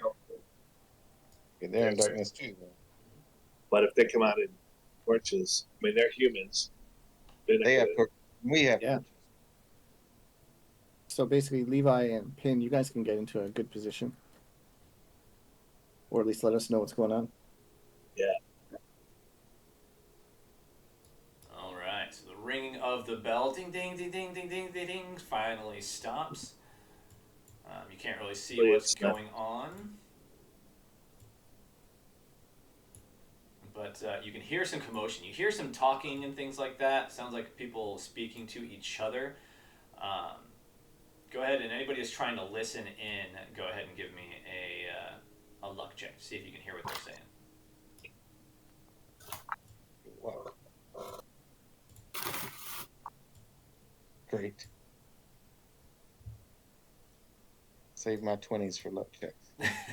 Exactly. Me too. Oh, now you guys are all rolling high. Well, it's a good thing I'm burning these on luck checks. Yeah. So, Pin, from where you are, you can hear that it sounds like a few of them are just saying, "Hey, you over there, over there. They're over there, they're over there," and they're pointing and calling out kind of like the direction that you guys are at, as they seem to be preparing themselves to kind of like defend the area.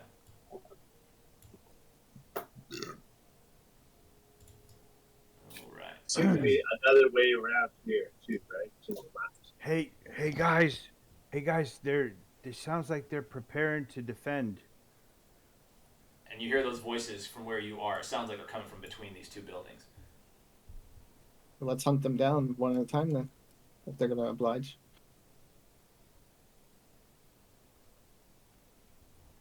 All right. So, With that, Pin and Levi, you want to lead us on a hunt? Sure.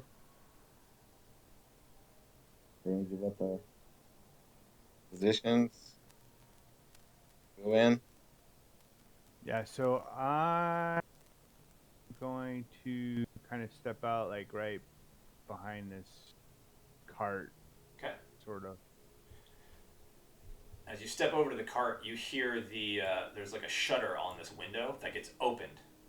You don't see anybody right away, but you see the shutter open. But from where you are, you feel like you're fairly well hidden behind this like broken cart. You tell the rest of us like how to position. and Take stuff? cover. Okay. Take cover. Shutter open on my left side.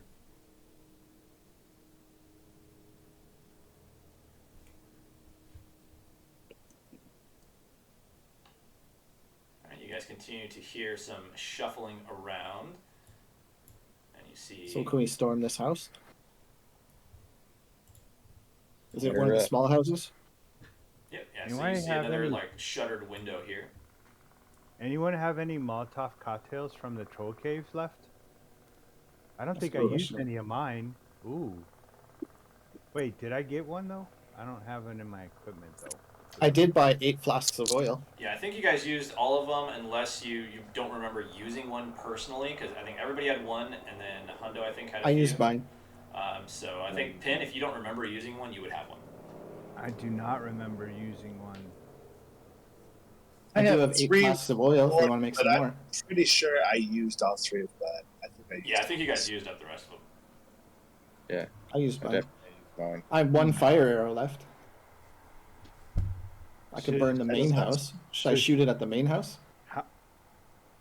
How about if I light my flask of oil and try and throw it into the shutter that opened? You could do that. I can give you one. I have 8.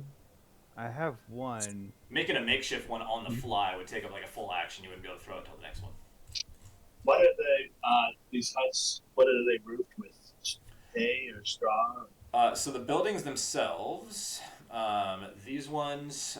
So for kind of describe them to you, the one here to the middle here.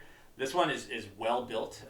This looks like it's mostly stone with wood top and like shingles. This one's really well built. Looks like this one was probably here already. The one down below is fairly makeshift. Looks like it's made from just random pieces of wood that were all kind of like haphazardly put together, and the top is thatch. And then the one to the far north is also decently well made. With again kind this- of thatch. These roof. well-made ones. They're house shaped or are they tower shaped? They look like small outhouse, like out buildings. You know, not like an outhouse, not that small, but like an outbuilding of some sort. So let's see. Should I try and throw it in the window, or should I try and throw it on the top of the thatch roof? What do you guys think? The cheap house. The roof would burn easier if it's thatch. Yeah. Plus, Yeah. it's, I'm gonna take my grappling hook and rope and see if I can't get purchase. Maybe climb to the top of the stone wall. Okay. So everybody kind of pick what you want to do for this initial turn. You guys will get to do these, and then we'll be into combat again. So the barber, what are you doing? If Hundo's trying to get a sniper position, I'd be very interested in that. Is that what you're thinking? Yeah. You want to get up there to shoot some arrows? Yeah. Yeah. Okay. Let's do that. Okay. So Hundo, go ahead and just give me a. We'll do this as you throw it up there, trying to latch it onto something. Just give me an agility check, like your ranged attack, basically. A 10, I'll say a 10. You throw it up there, and you can hear, like, it takes you a while to get leverage. You can hear it sliding down the tiles, and it finally catches onto something right at the end. It looks like it's just got the edge. So you guys will be able to climb up on top of there. Nice. All right. So Hundo and Barber climb up on top of the building. So you won't be able to move yourselves. You're good though. We know you're on top. All right. Then Levi. see, I will move.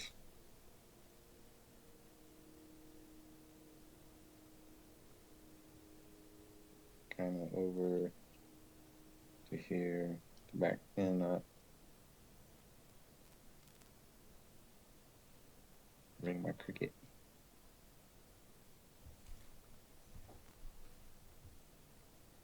Cool. That's all I'm going to do. All right. Pin. Yeah, I'm gonna light my flask of oil and throw it on top of the roof here. All right. So make me a ranged attack. That's just your agility. All right. Roll me a d3 as well, because you get to use your d die when you attack. Plus another one. So yeah, 18, no problem. You launch it up on top, and this building, the flask goes off, and you can see it starts to burn. This roof of this building is on fire. All right. With that, then, Pete.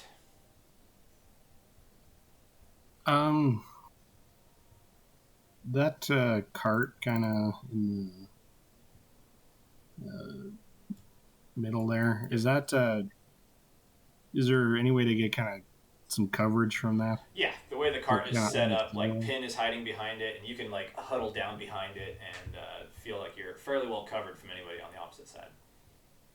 All right, yeah, I'm gonna do that, and then what I'm actually gonna try to do is cast darkness. Okay. And if I roll good enough, I can put it at range, and I'm going to try to put out their campfire in the center there. All right. Their main.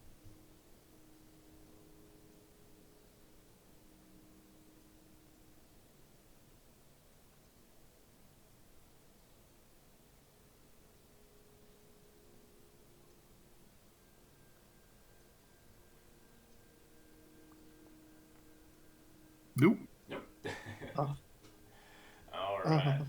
Your first time trying to cast it, you're trying to remember the words that you had learned and your deity had given to you, and you stumble on the words a little bit, and nothing happens.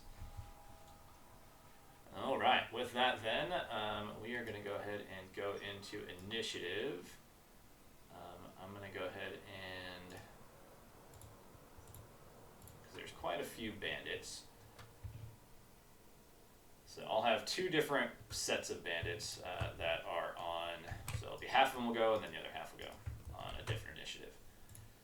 So I'll just put them over here out of the way so we don't get confused.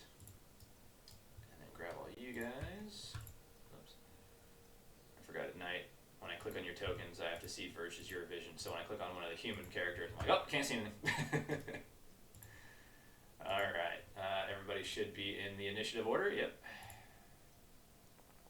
Oh, I rolled the exact same 2 3s for my bandits again. That's excellent.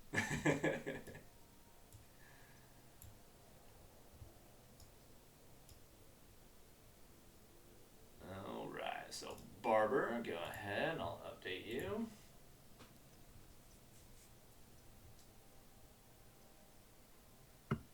Okay.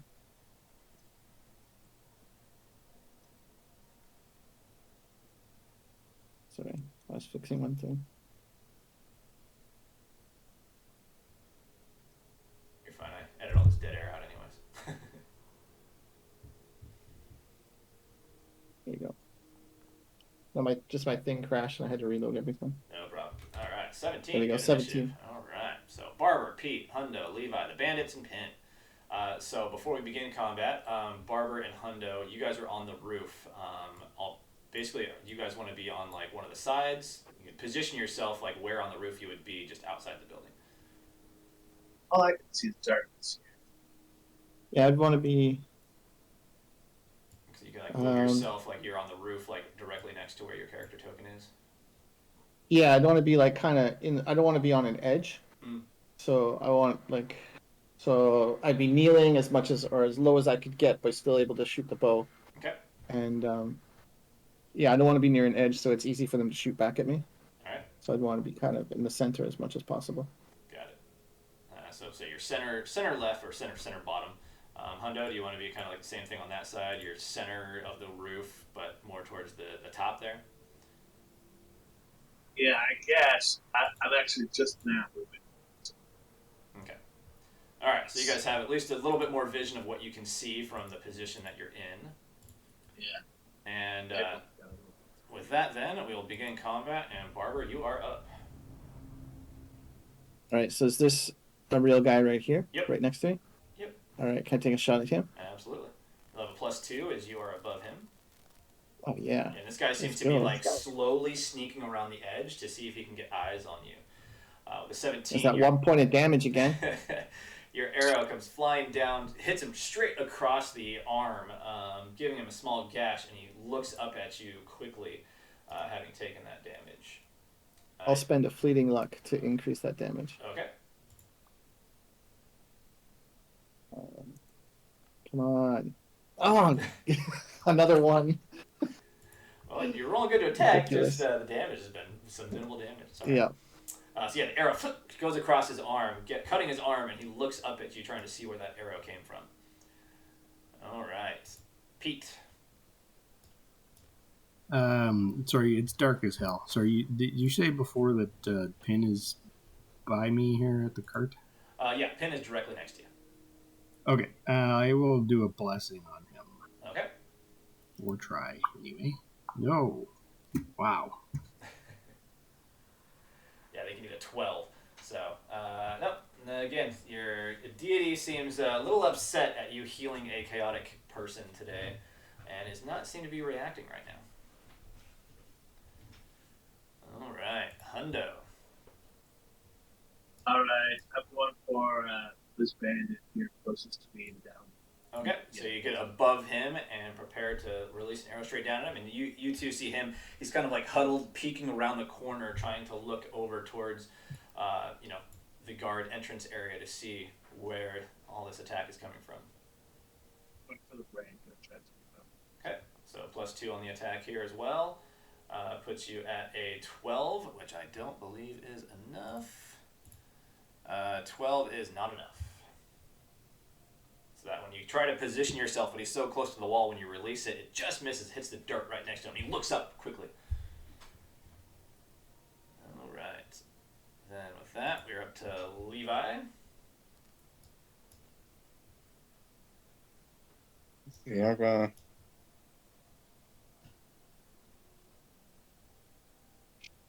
I'll move there.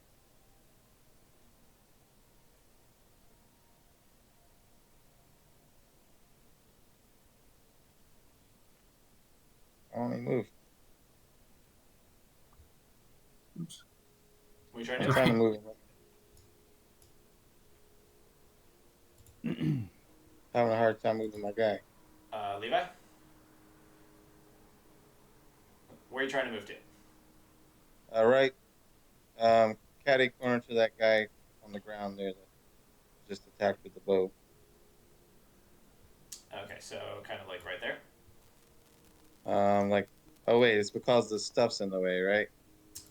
Yeah, you can It's jump. not You can jump over it though. If you want to jump over it, I can move you over it. Can't remember. Did I put walls Okay. there? Yeah, I put walls there. Yeah, so yeah, you can jump over it if you want to.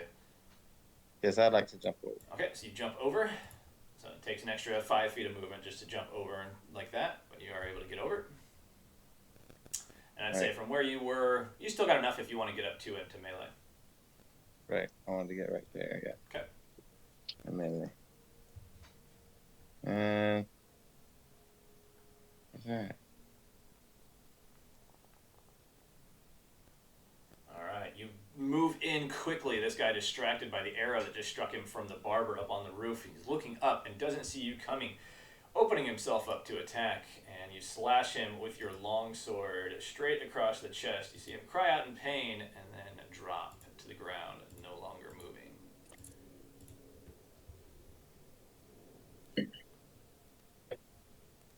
All right, your cricket following you. Yes. All right. Trying to get him over there. Yeah, I got him. Because you gotta go over the wall. There you go. Thank you. Yeah, if you want to move past the barricade, you want to climb over it, just let me know, because I'll have to move you over the wall. Okay. All right. With that, the bandits are up. So the bandits that are up top here. So Hundo, you're up on the building there. The bandit that you struck at is going to basically just push himself against the wall, so he feels like you cannot get a strike at him. The other bandit is going to go ahead and loose a javelin at you. You're just on the edge of light from this fire, so he's going to have a -2 on this. So whatever I roll, we're going to -2 as he throws his javelin at you. So a 20 total, I think, would still hit, right? Yeah. All right. So, but it is, in the darkness. You're just at the edge there. It doesn't strike you fully. Again, just coming straight across your arm, giving you a small little cut there for 1 point of damage. All right. Sorry, I lost my hearing there for a second. How much damage? 1 point of damage. All right. So not too bad. I take care of it for you. All right. With that, then the southern part of the bandits are going to go. You hear the fire is starting to burn up this building, and you hear a cry from inside. And this guy is going to come jumping out of the window to get away from the fire, the collapsing roof on top of him. So he jumps out the open shuttered window, landing prone on the ground there as he's trying to get out of the fire.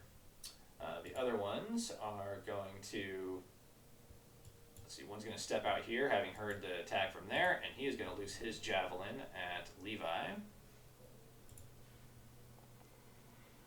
Woof, natural 20. Man, that's my third one tonight. All right, so 2 points of damage to Levi from the initial javelin attack. Let's see, does that apply? Yeah, okay. And then smashes the blah, blah, blah, So you're going to take another d6 of damage as the javelin hits you and ends up smacking you. The arm of it comes up. As it hits you in the chest, it kind of sends you backwards, and the javelin comes flying up and smacks you in the face for an additional 2 points of damage. And you lose your sense of smell for 1 hour. As your nose starts to bleed a bit. Alright, then he's going to jump back behind the wall. And this one, with you guys all still being out in the darkness and him not having dark vision, he prepares his javelin, but cannot see anything yet. And he will hold his action. So, Pin, you are up. You see this guy climbing on the ground over here as he just jumped out the window. Okay, I'm going to why not? This thing's been beneficial, so I'll try and sling a bolt at this guy prone. Okay. Nice. This will just be a regular attack because you're kind of hidden right now, and he's prone. So you get a -2 from him being prone, but a +2 from you being hidden. So a 12 is not quite enough. That is going to miss. I burn 2. Well, if I burn 2 luck, will that hit him? He has a 15 AC.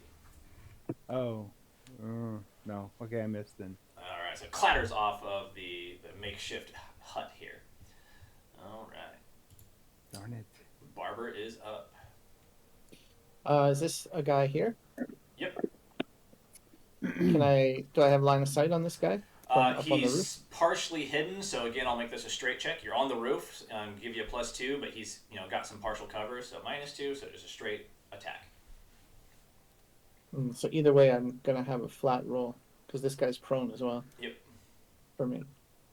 Yeah, he may be slightly hidden by the barricade that's here. All right, I'll go for this guy then over Okay. here. Here we go. Let's go. Nice. Oh yeah, that hits. 2 points of damage. Again, he's kind of hiding around behind the corner, so again, he's kind of peeking out, catches him right across the shoulder, and he tries to dart back behind the wall again as the arrow comes through. Right. All right, that's good for me. Pete.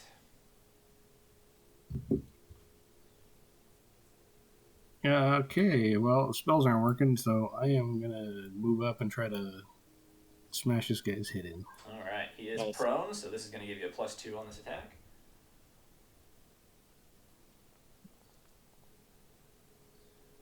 But a 7 is not quite going to be enough. He's flailing around He's having a trying to rough get day. up, and Pete comes flying in and brings his warhammer down. It's new. He hasn't really had a lot of time to train with it, so he's still getting used to the weight of the head and ends up coming in short, boom, hitting right on the ground right next to him. He looks up at you like startled. High numbers, what are those? All right, Hundo. The guy directly down behind you is like directly up against the wall, so it'd be really hard to attack him. But the other one is like just behind this small tent, and you can have pretty good line of sight on him. Yeah. All right. Well, we're gonna try to bow him. Okay. Hit him in the eye. For a 9, it's going to be a miss. He ducks underneath, out of sight, and the arrow goes sailing over harmlessly. Man, we need some hits. Levi. At least more than 1 or 2 damage at a time. Okay, I'm gonna send Jimmy over here. There's something over there, right? Yep, there's a guy directly to the south of him. Okay. Right He's on. gonna attack. All right. Jiminy Cricket kick. Come on, Jimmy. No. Oh, I was An almost 11. 17. Yeah, he goes to kick at him, and the guy is startled by this large cricket and jumps back out of the way as he goes to attack him. Then I'm gonna follow, and then I'll attack too. All right.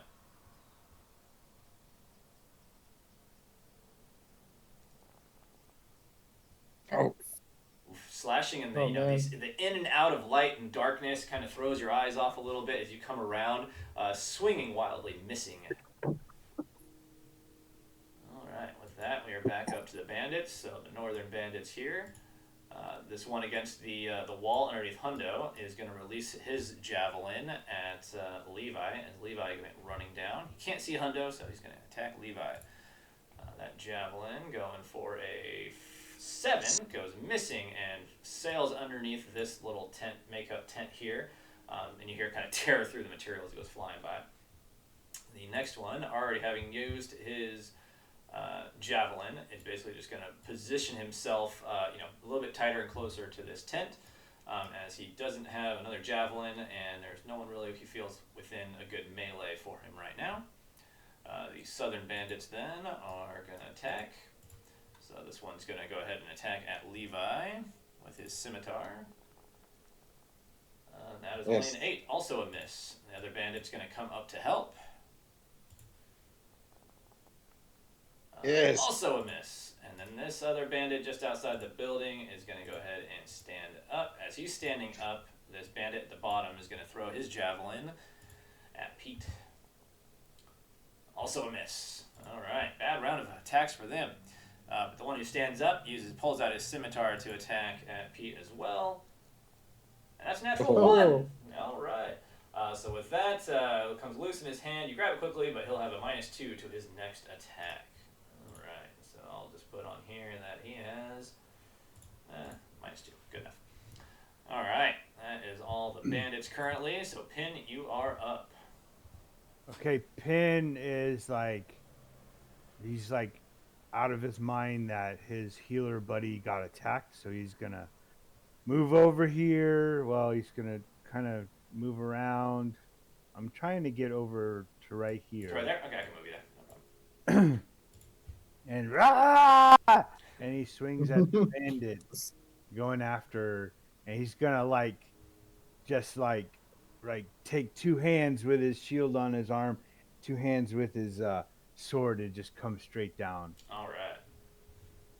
Really mad because Pete's been his buddy and he misses.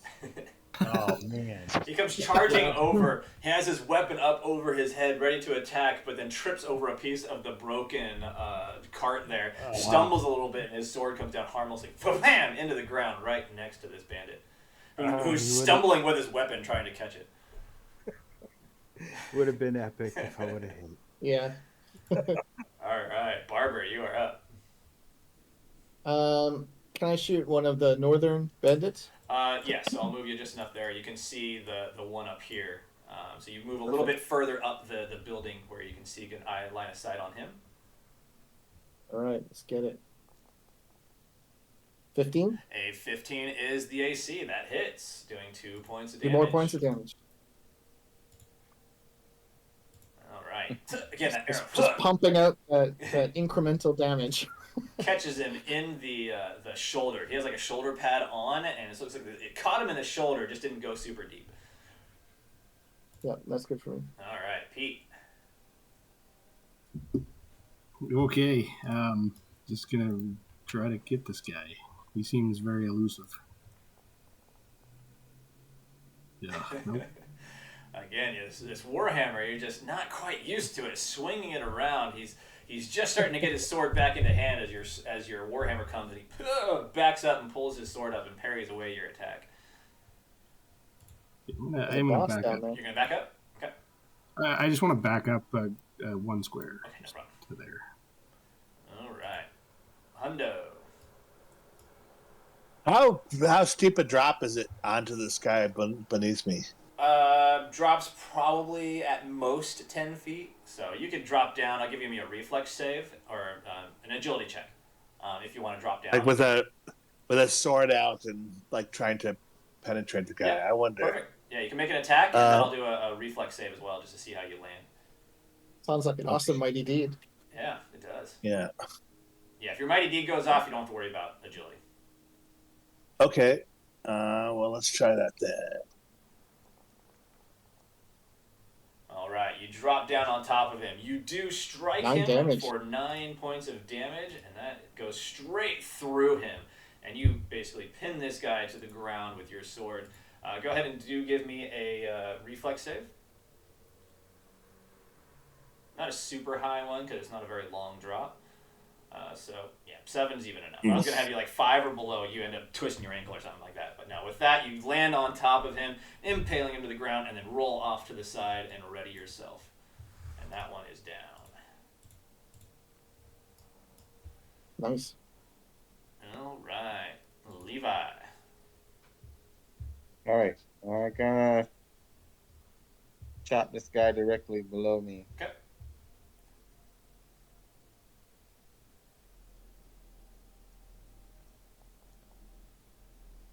Jesus. Oh no, they're ready for you. The two of them together now have prepared themselves, and they parry away your attack with ease. I'm gonna have the kick from the cricket dude. Cricket kick.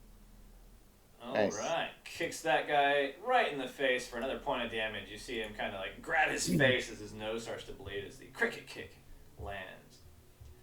Nice. All right, Northern Bandits again. So this bandit's going to charge up at Hundo and prepare to attack. That is Scimitar. That is a 12. I believe that misses. So he goes Yeah, it to was 13. strike at you with your sword, but you pull up out of the his dead comrade and parry away his attack. No problem. All right, with that, the Southern Bandits. All right, we have an attack versus Levi. That is only an 11. An attack versus the Cricket. That one's going to hit for 9 points of damage to the Cricket. Oh, Jimmy. And done. you see the Cricket disappear. I think that does some damage to me too, maybe. You just lose the rest of your additional hit points, so you go down to your regular hit points. Right. All right. With that, then, we're going to have an attack versus Pin at -2. As this guy is picking back up his weapon. Oh, is it not going to roll? Let's try that again. There it goes. So that is a 17 versus that's going to hit for 8 points. Dang, these guys are rolling high on their damage die. For 8 points of damage, and we see Pin go down once more. Oh no. All right, and he no longer is stumbling, so it's good. And the last one is going to attempt to run back over this direction. Seeing that one of the guys went down, he's going to run back this direction to help out and see what's going on over this way. I know. All right, that's as far as he's going to get. So, Pin, you are down currently. So, we're back up to the top of the order for Barber. So I have no targets, right, that don't have friendly fire? Everybody's engaged? Everybody is currently engaged. Okay. Is there a world where I can drop down off this roof and do a backstab on this guy next to Hundo? You can charge up this way. Go ahead and give me a sneak silently. Because there's another guy, right, who's engaged with Hundo? No, this guy's down. Okay. Yeah, Hundo's so it's killed just that guy. this Just guy the one here. guy, yeah. Okay.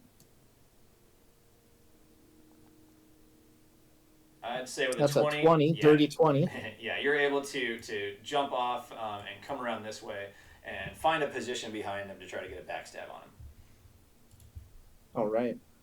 How do I do the actual backstab at Foundry? It should be the same. You go to your thief, and there's a backstab icon. It just keeps trying to change the number. Well, then add 3 to your attack. It doesn't actually That's execute. Fine. Just add 3 to your attack. All right, here we go. 16? That is a 16 will hit for 3 points of damage. That should and that's be a crit, dagger, so it's not a crit, but you get the D. I mean, that's enough anyways. But when you backstab, the dagger, I believe, goes up to a D6. D10. Oh, yeah. Yeah, D10. D10, Yeah, yeah, D10. But that was enough, so you do finish him off. I'm just going to put that in as a D10, so I'm never going to use it as an actual dagger. Yeah, no problem. All right, so one more down. All right, with that, Pete, you are up. You see your buddy Pin go down next to you. Okay. I keep rolling bad, so no promises on this one, but I will try to lay on hands again. Ooh, close. It was on the 7, and then it rolled. All right, so Pin, go ahead and roll a D10.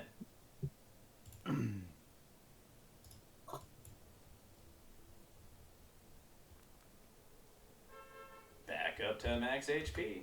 Yes. Nice. All right. Pete, successful. All right, Hundo. All right, what do I got around me? Let's see. Both the guys next to you are dead. Go ahead and give me a luck check really quick.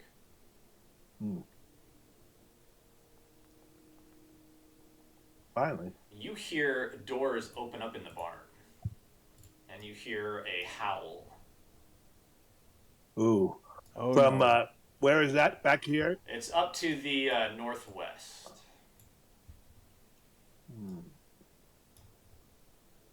Get back up on the roof. Yeah. And these are structures, or are these tents, or what is These this? are small little tents. They're almost like poles with a cloth cover, kind of like there'd be like a bench underneath it for like dining, like eating and stuff like that. So they're not full tents And that how- go down the side. How many guys to the south? To the south, you see down. 3 of them in front of Levi. 3v1 on Levi. Yeah, we better save Levi here. I'm gonna charge in. Okay.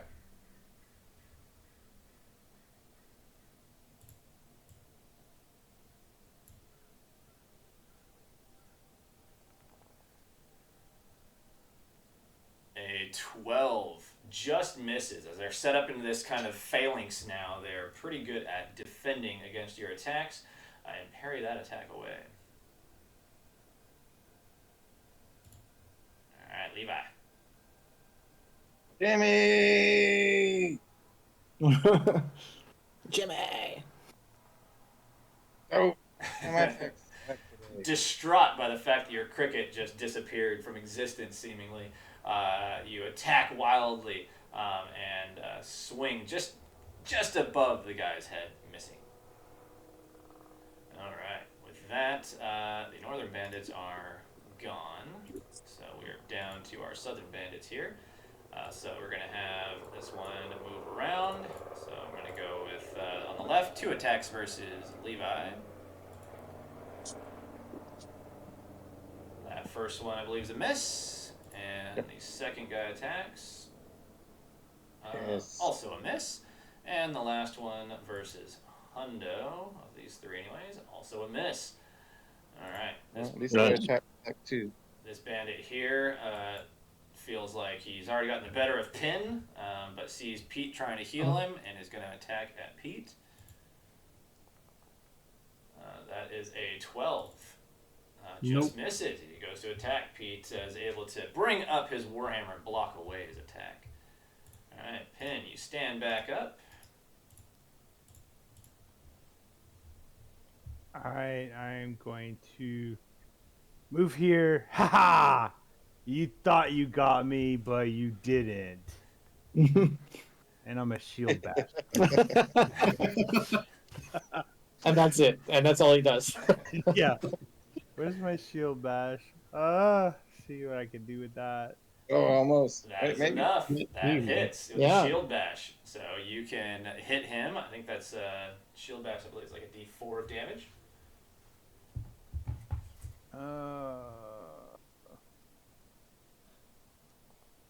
So 4 points of damage.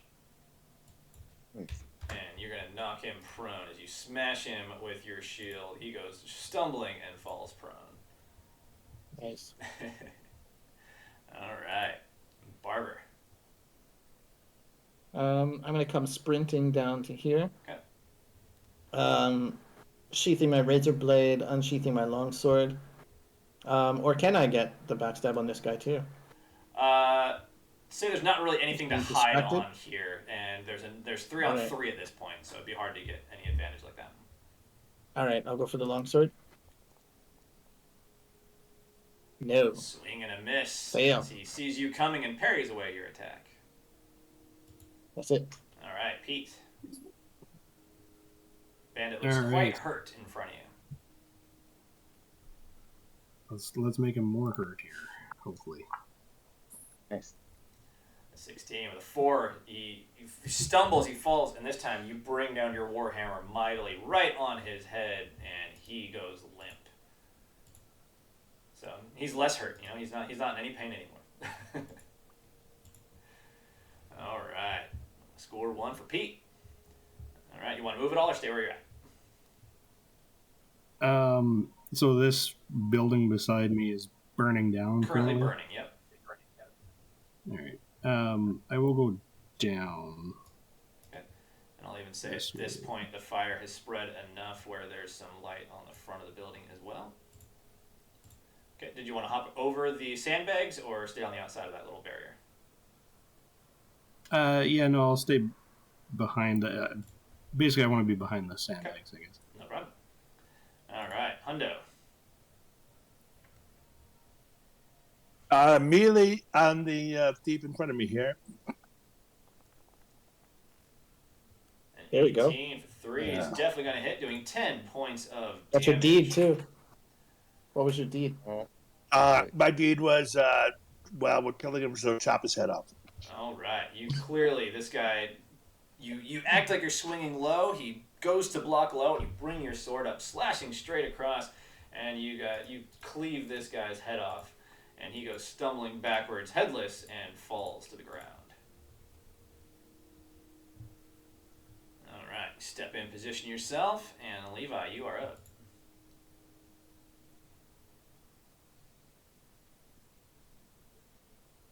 All right, I'm gonna attack the guy below me. Okay. Jesus. Yeah, he's swinging, and this guy, stunned by the fact that his buddy just got beheaded, really grips his sword tightly and prepares himself to defend and blocks away your attack. All right, on to the bandits.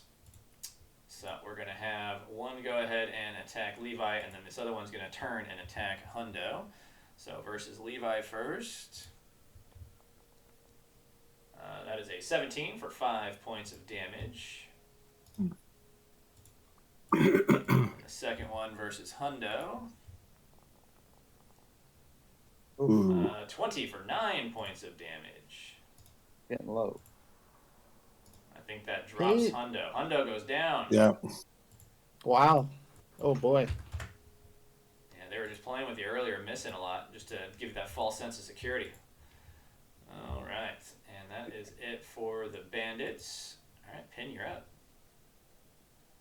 Okay, so I am going to follow Pete, but I'm gonna hop over that barricade. Yeah. How much more movement do I have? That was basically 20 feet right there. You could basically do kind of like a dash action if you want to at least get around the corner to see what's going on. Yeah. Okay. All right, you come around the corner, you see Hundo get striked down and collapse to the ground. All right, with that then, we are up to the barber. Yeah, seeing my childhood buddy go down, I'm just gonna go right in here and attack this guy. Okay. 2v2, so no backstab. I'll go in with the longsword. Okay. Come on. 12, gonna miss. You know what? I'm gonna put luck into that because All right. it is Hundo. This is the guy that dropped Hundo. And I feel like that would really bother the barber. You're trying to get a 15.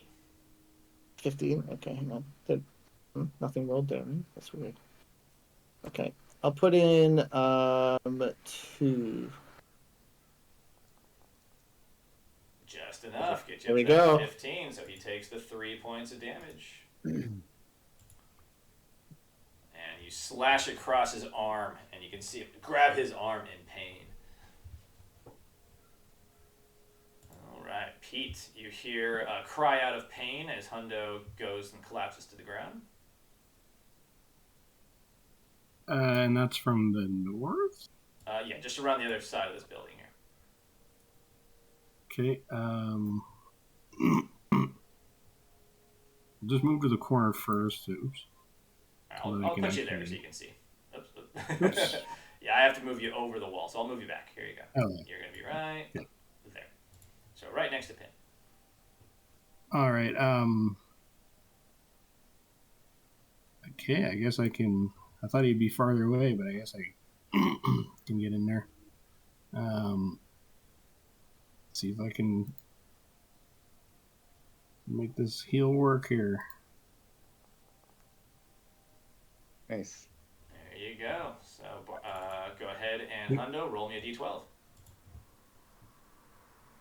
He's not chaotic, is he? No, he is. Oh no, he is chaotic. So he gets the 1 die. So go ahead and Pete, roll me a d20. You want to roll above a 10.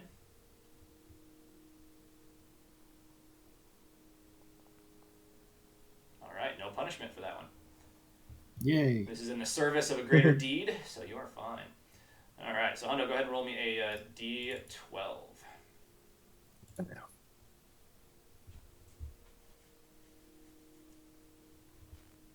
Danther is very generous to you, Chaos Feel. Ooh, not Yes. bad. Back up to full hit points. I mean, full hit points for Hundo is only 6, but he's back up to Nice. full hit points. All right, so with that, you are no longer down. All right, and with that, we are on to Hundo. I feel much better. You stand back up. Oh, thank the gods, my friend. Vengeance is mine.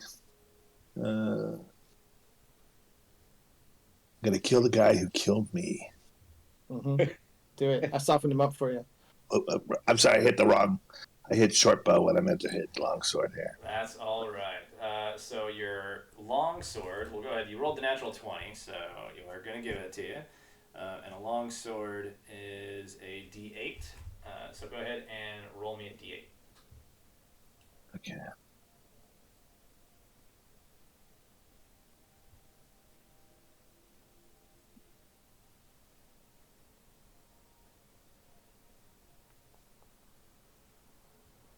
So 7 points of damage. All right, so this guy sees you getting back up, and he says, "Oh no!" And he goes to strike at you, stepping into your blade. As you stand up, you bring your sword up straight into his gullet. Go ahead and roll me another d8.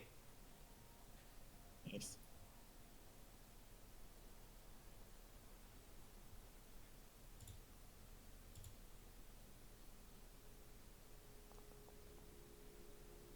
So 13 total points of damage to this guy. Nice.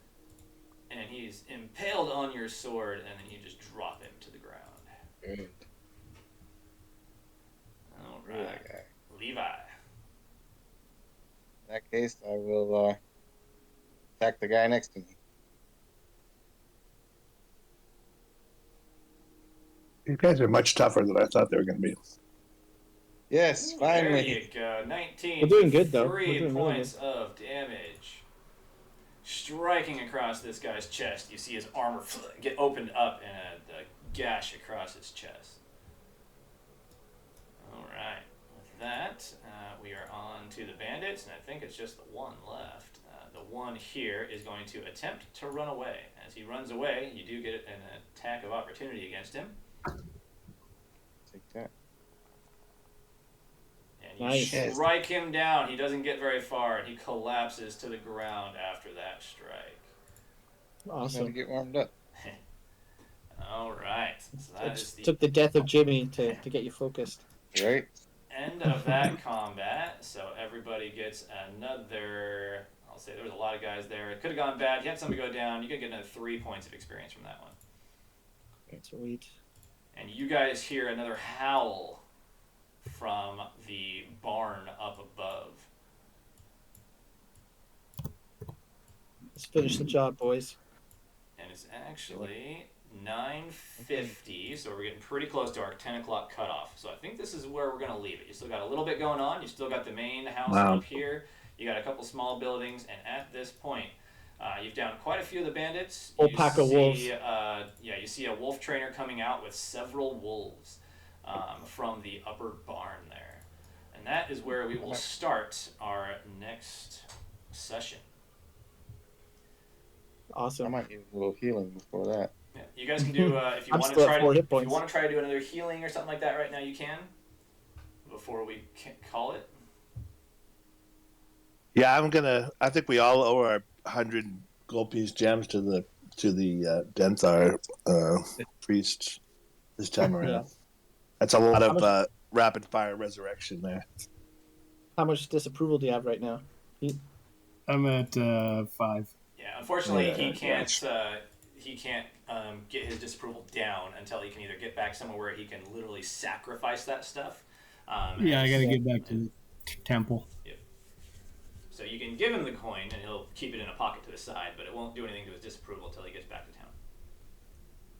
Which I mean, Understood. technically would go away if I sleep anyway. You want to triage the frontline fighters first? Give them anybody who needs healing who's going to be taking on wolves. Yeah, I mean, I would say if he's gonna, I don't want to spam heal here just because of that's like kind of multiple turns. We're kind of still in combat, sort of. Yeah, you can see that the wolves and the wolf trainer are coming out slowly, like preparing themselves, getting ready, and he's kind of like guiding them, telling them what to do. So I could definitely say you'd have enough to do like one heal on both of them. Okay. Because I think it's only Barber and Levi that are hurt right now. Okay, let's do Levi first. This will be an added +1 because of the connection. Okay, yep. Believe in Danthar. He's going to heal you. No. Oh, wow. That one. All right. Oh, So no. the cleric incurs That's an immediate official -1 disapproval. penalty to all attempts to lay on hands until he goes on a quest to heal the crippled. The quest is of his own design, but generally speaking, must result in significant aid to a crippled, blind, lame, sickly, etc. One of the quests is completed, the deity revokes the penalty. While the penalty remains, it applies to all attempts to lay on hands, even if the normal disapproval range has been reduced back to natural 1. Wow. All Yeah. right. So, Hundo, go ahead and put that in your, or sorry, not Hundo, Pete, go ahead and put that in your notes that you have a -1 to lay on hands until you heal a crippled. Ando says, should I chop off my foot? Yeah, I know. One of you guys could end up crippled throughout this. All right. Did you want to try one more for the barber, or you gonna wait for that? Yeah, no, we'll do that. Okay. Just a second. I got to put the note in.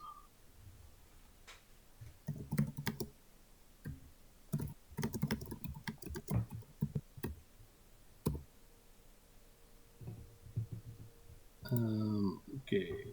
And how do I mess with the programming there to take it down by 1? You can go into your cleric page and change your lay on hands to a 1. Okay. And we'll know that needs to go back up when you get done with your quest. No. So it looks like Danthar feels like she's already resurrected a couple people, brought them back from the brink of death, and is unwilling to assist at the moment. I think she doesn't like me. That's the second time she refused to heal me. Danthar is a large male dwarf. Okay, yeah. So he doesn't like me very much. Yeah. All right. So with that, you guys have made it up to the Bandit Camp. You've slaughtered through quite a lot of the guards and defenses. It seems at this point their wolf pack is coming out, and then you still have the large longhouse to search as well. There are a few other small buildings that you guys haven't searched through. Actually, I don't think you've searched any of the small buildings yet. But at this moment, your next immediate threat is going to be those wolves and the wolf trainer coming out at the beginning of our next session. So that, thank you guys for playing today. Next session will be posted here in the next few minutes, so you guys can go ahead and jump onto that if you'd like. There won't be really any questions between now and the next session, since we're just going to keep up from where we are right now. So thank you guys for playing. Thank you for watching this episode of Stories from Valtara. If you are enjoying the series, don't forget to like and subscribe, and we will see you next time.